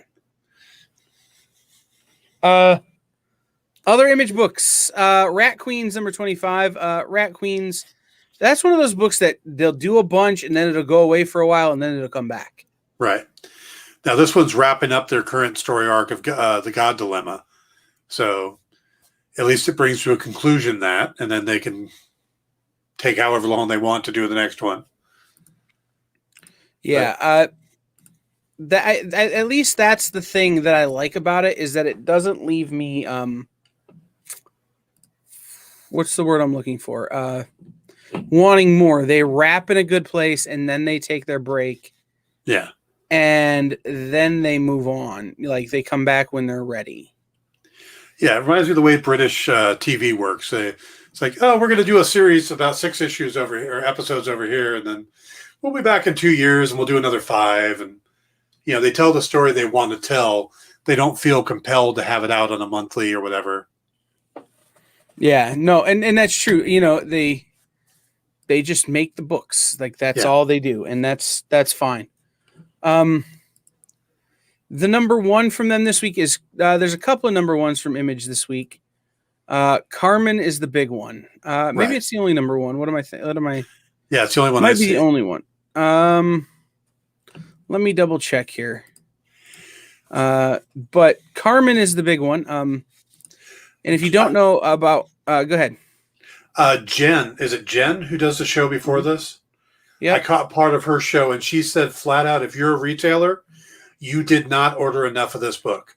No matter how many you ordered, you did not order enough of this book. She says this is one that's just going to go. So it's the story of an angel named Carmen who finds a young woman in a kind of a weird place, that kind of heartbroken place where, your emotions are controlling everything. And to the point where this woman, or this character, this girl, is considering ending it all. And it's this angel that it says right in the description is unconventional. Works with this woman to try to fix it, and it's surprise metaphysics with humor, and it dives deep into topics that are totally relatable. And so I think it's a really interesting book. It's written and drawn by Gilliam March, who you may know from Batman, Catwoman, Harley Quinn at DC. And then the thing I knew was Monica from Titan Comics that he did, which was a translation of, I think, an originally Russian story. Is it Gilliam or Guillaume? I've heard it both ways. Okay. And since I don't have ellipses or, umlauts or, any kind of pronunciation guide, I've just been going Gilliam. Okay. Okay. Might be Guillaume though. I mean, it totally could. I would think that anybody who watched WandaVision and connected to the emotional arc, the grieving storyline, I have a feeling this is going to be that type of story. It's an emotional drama, but it's going to have humor. It's going to have, the tenderness, but it's that type of story. It's not a superhero fighting story. This is an emotional human story told from the point of view of a woman who's going through a heartbreaking situation. She's on the verge of killing herself, and the unconventional angel who comes to her aid. So if you're looking for an emotional story, if you're into drama, this is probably the book to pick up. And I think I agree with Jen. This is going to, it's a beautiful book. It is really just going to get your attention when you see it. And by the way, if you're a cover guy, if you're a cover hunter, there is a David Nakayama cover that is very cool. I haven't had a chance to see it yet, but I'm a huge fan of David's. Back when he and I were working at Zenescope, he did some amazing covers for them. So it's wild looking. Yeah. So some of the other books that are out this week that we haven't talked about, and I know Dan, they weren't maybe necessarily on your list, but we have from Aftershock, we have Maniac of New York #2, which is a slasher book. It's a great slasher story that kind of is maybe a little too real, if I'm gonna be honest with you. It has the makings to really trigger some people, but it's a great story. From Dark Horse, we have God of War: The Fallen God #1. If you're a video gamer, that's a must read story. But the book that I think Jen and I have done a lot of talking about this book, but I think it's worth talking about some more, is Nottingham #1 from Mad Cave Studios. So here, I could put the cover up. I don't know why I'm not putting the cover up.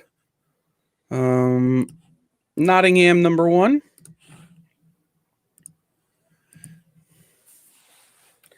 That is the cover. It's by David Mazan and art by I forgot his name earlier, and so I'm going to get it right.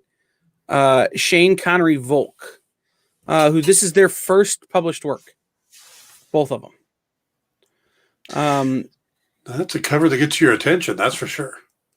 Oh, and you should see the variant. I didn't even pull the variant. The variant is a Matt Dalton variant. Okay. I don't know Matt from anybody, but it is. I'll save it off real quick and I'll throw it up. That is a wild cover. So the story is it's set in Nottingham. Robin Hood and the Merry Men, except for that this is from the sheriff's point of view. And the sheriff is having to investigate a serial killer who is hunting down and killing tax collectors, known only as the Hood. Okay, interesting. Oh, wow. Right? Yeah. That's a cover. So basically, he's hunting down the Hood. The Merry Men are considered a terrorist organization. And basically, it's the sheriff of Nottingham trying not to run afoul of some of the most powerful people of the time, while trying to end this serial killer, who again is attacking tax collectors. You have the Hood, you have the Merry Men who are against him anyway. But this is David Hazan, Shane Connery Volk, Mad Cave Studios. I don't know if enough stores ordered this book. This book is going to be a big deal. It's a book that's made for development, right? Because the Robin Hood story is so easy to make. Yeah.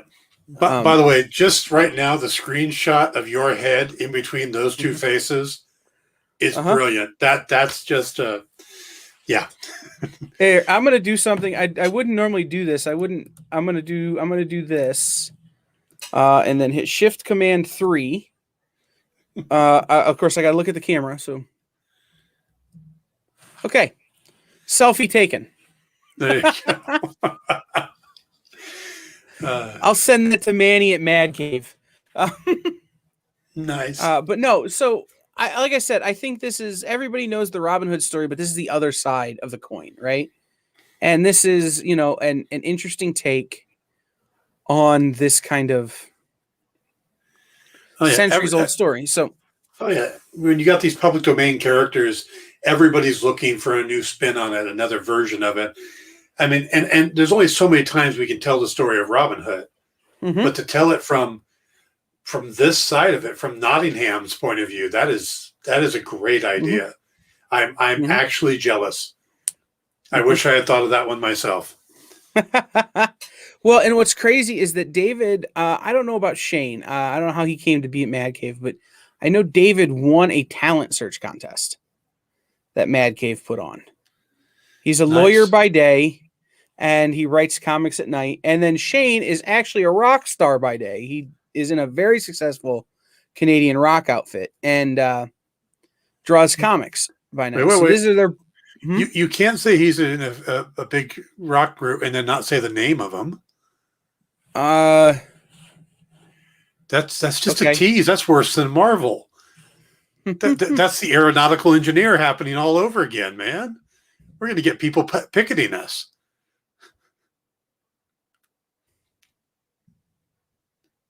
If I could spell his name right.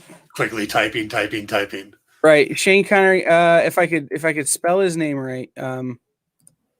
One Bad Son is the name of the band.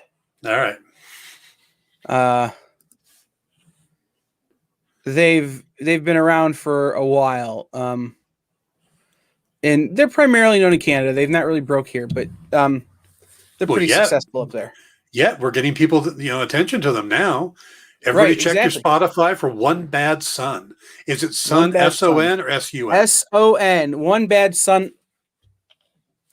There are 4 words that should follow that, I think, in terms of the thinking.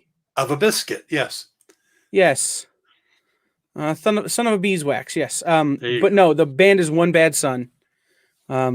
Check them out. But yeah, so this is it's between this and I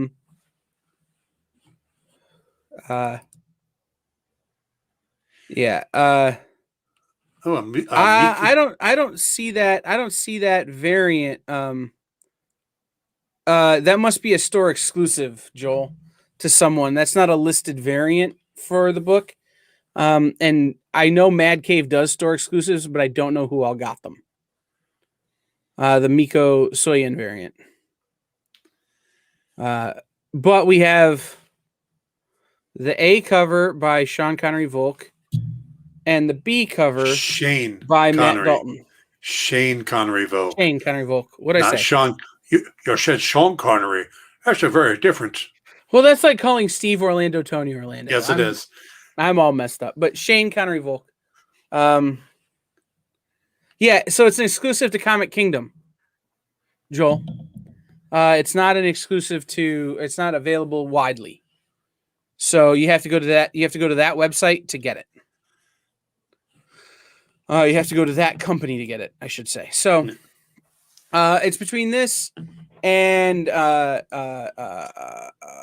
Proctor Valley Road as my pick of the week this week. But I'm very excited for this book. I really am. Nice. So, well, we've got a few minutes left here, Dan, this evening. So why don't we do this? Why don't we move on to the plugs portion of the evening? Where we remind everyone where they can follow you and where they can see the other weird things you do with your Well- life because you have a pretty cool job. So I am doing a regular podcast on Sunday nights. And this week, because we're in between WandaVision and both Falcon and the Winter Soldier and the Snyder Cut coming out for the following week, we had kind of a free Sunday night. So we're going to do a classic TV show this week. Sunday night, we're going to take a look at the first season of Mannix. I've got a special guest named Irene Adler who's going to be joining us. And we're going to go a deep dive into the first season of Mannix. And then, so check me out on Pop Go the Writers, Sunday nights, 6 p.m. Pacific, 9 p.m. Eastern.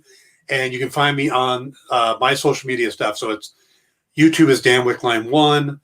On Twitch, it's Dan Wickline. On Facebook, it's Dan Wickline. Also, you can find all my previous the podcast and previous shows covering stuff like WandaVision and other news. Also, I work with Dynamite Books on their novels. And since we were talking Vampirella earlier, we have 2 great Vampirella novels that are available now through Amazon. We have Vampirella the Blood Dragon, which I wrote, which is a classic style Vampirella story. And then we have Nancy A. Collins' take on Vampirella, which is Vampirella the Blood Invasion. We also have The Origin of Purgatory in Chaos Rising. If you are a fan of The Boys, we have an adaptation of the first Boys comic series called Name of the Game. This follows them taking on a group called the Teenage Kicks.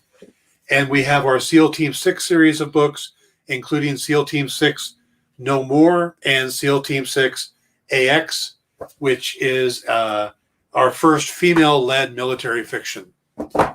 Other than that, you can, like I said, you can find me on social media, and I've got a ton of books out there. So if you're not reading those, I've also got my Lucius Fogg series of novels, which is an urban fantasy series set in 1950s New York. So it's kind of Dresden Files meet Sam Spade.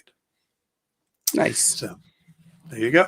And then for the experience, guys, if you could head over to comicshoppingexperience.com, sign up for the mailing list so you can get our news.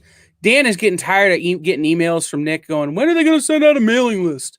Well, when more people sign up, and also probably tomorrow, as soon as I can write the copy. So tomorrow, hopefully, we're going to send out a mailing list with a couple of big announcements in terms of news that are coming to the network, including maybe some interesting things you're going to want to watch. But also, the mailing list is where we're going to tell you about new shows that are coming, new things we're adding, opportunities to get involved. We have opportunities to get involved already. If you go over to bit.ly/EXP casting, it's all one word, bit.ly/EXP casting, you can sign up to be on our game shows. Guys, I'm not going to ask you to sign up to be on a game show that I don't have prizes for. We're trying to give you things. So if you don't sign up, you can't win prizes. It's pretty simple. You can't win the game shows if you don't sign up. So go over and sign up for the game shows. Sign up for the mailing list. If you're watching us on Facebook, YouTube, Periscope, or our website, head over to twitch.tv/the_EXP and follow us on Twitch. That way you can see our Friday night or our Saturday night dance party. If you're watching on Periscope, do you have to have your arms up like this, like you're looking through a Periscope? No. All right. No, but it is almost as obsolete a technology. Periscope goes away at the end of the month because it's rolling into Twitter's own thing. But no, so head over to the comicshoppingexperience.com and you can sign up for everything there. You can find more information over there. And then we're making 2 game shows. One is called Nerd Killer Warfare, which is a nerdy debate show. Where it doesn't matter if you actually know anything about the characters or not. It's all about your ability to BS. And really, I've won games without knowing who I was talking about. And then the other one is called The Room Before, or Room Before, which stands for Brainy's Bodacious Battle Bash, with Brainy Singh of Enjoy Comics or Games and Comics, also known as Taji Beats, who is our DJ on Saturday nights. That is a trivia show. I'll answer trivia questions. So if you feel like you can compete in any of those things, sign up. We would love to have you. We'd love to have a chance to give you prizes. Unless you're Tom Brevoort, because Tom Brevoort would win every week. So no Tom Brevoort in our game shows. Give him a chance. But I would compete against him. Believe it or not, we talked for a minute about developing a game show where people had to play against Paul Levitz. Oh, and we wow. scrapped that because no one would ever win. No, definitely not. So, this is you get to play against other regular humans, not Tom, not Paul Levitz or Tom Brevoort or really any other of the people who know more about comics than I'll ever forget. Or will forget more about comics than I'll ever know. So, that being said, thank you guys for tuning in. This has been In Stores This Week. He has been Dan. I have been Kyle. I think. We will see everybody next week. Tune in tomorrow night for Dr. Christy Blanche, Chris Rupp, What We Do in the Comic Shop, and Wednesday weekly here on The Experience. See you then. Have a great night.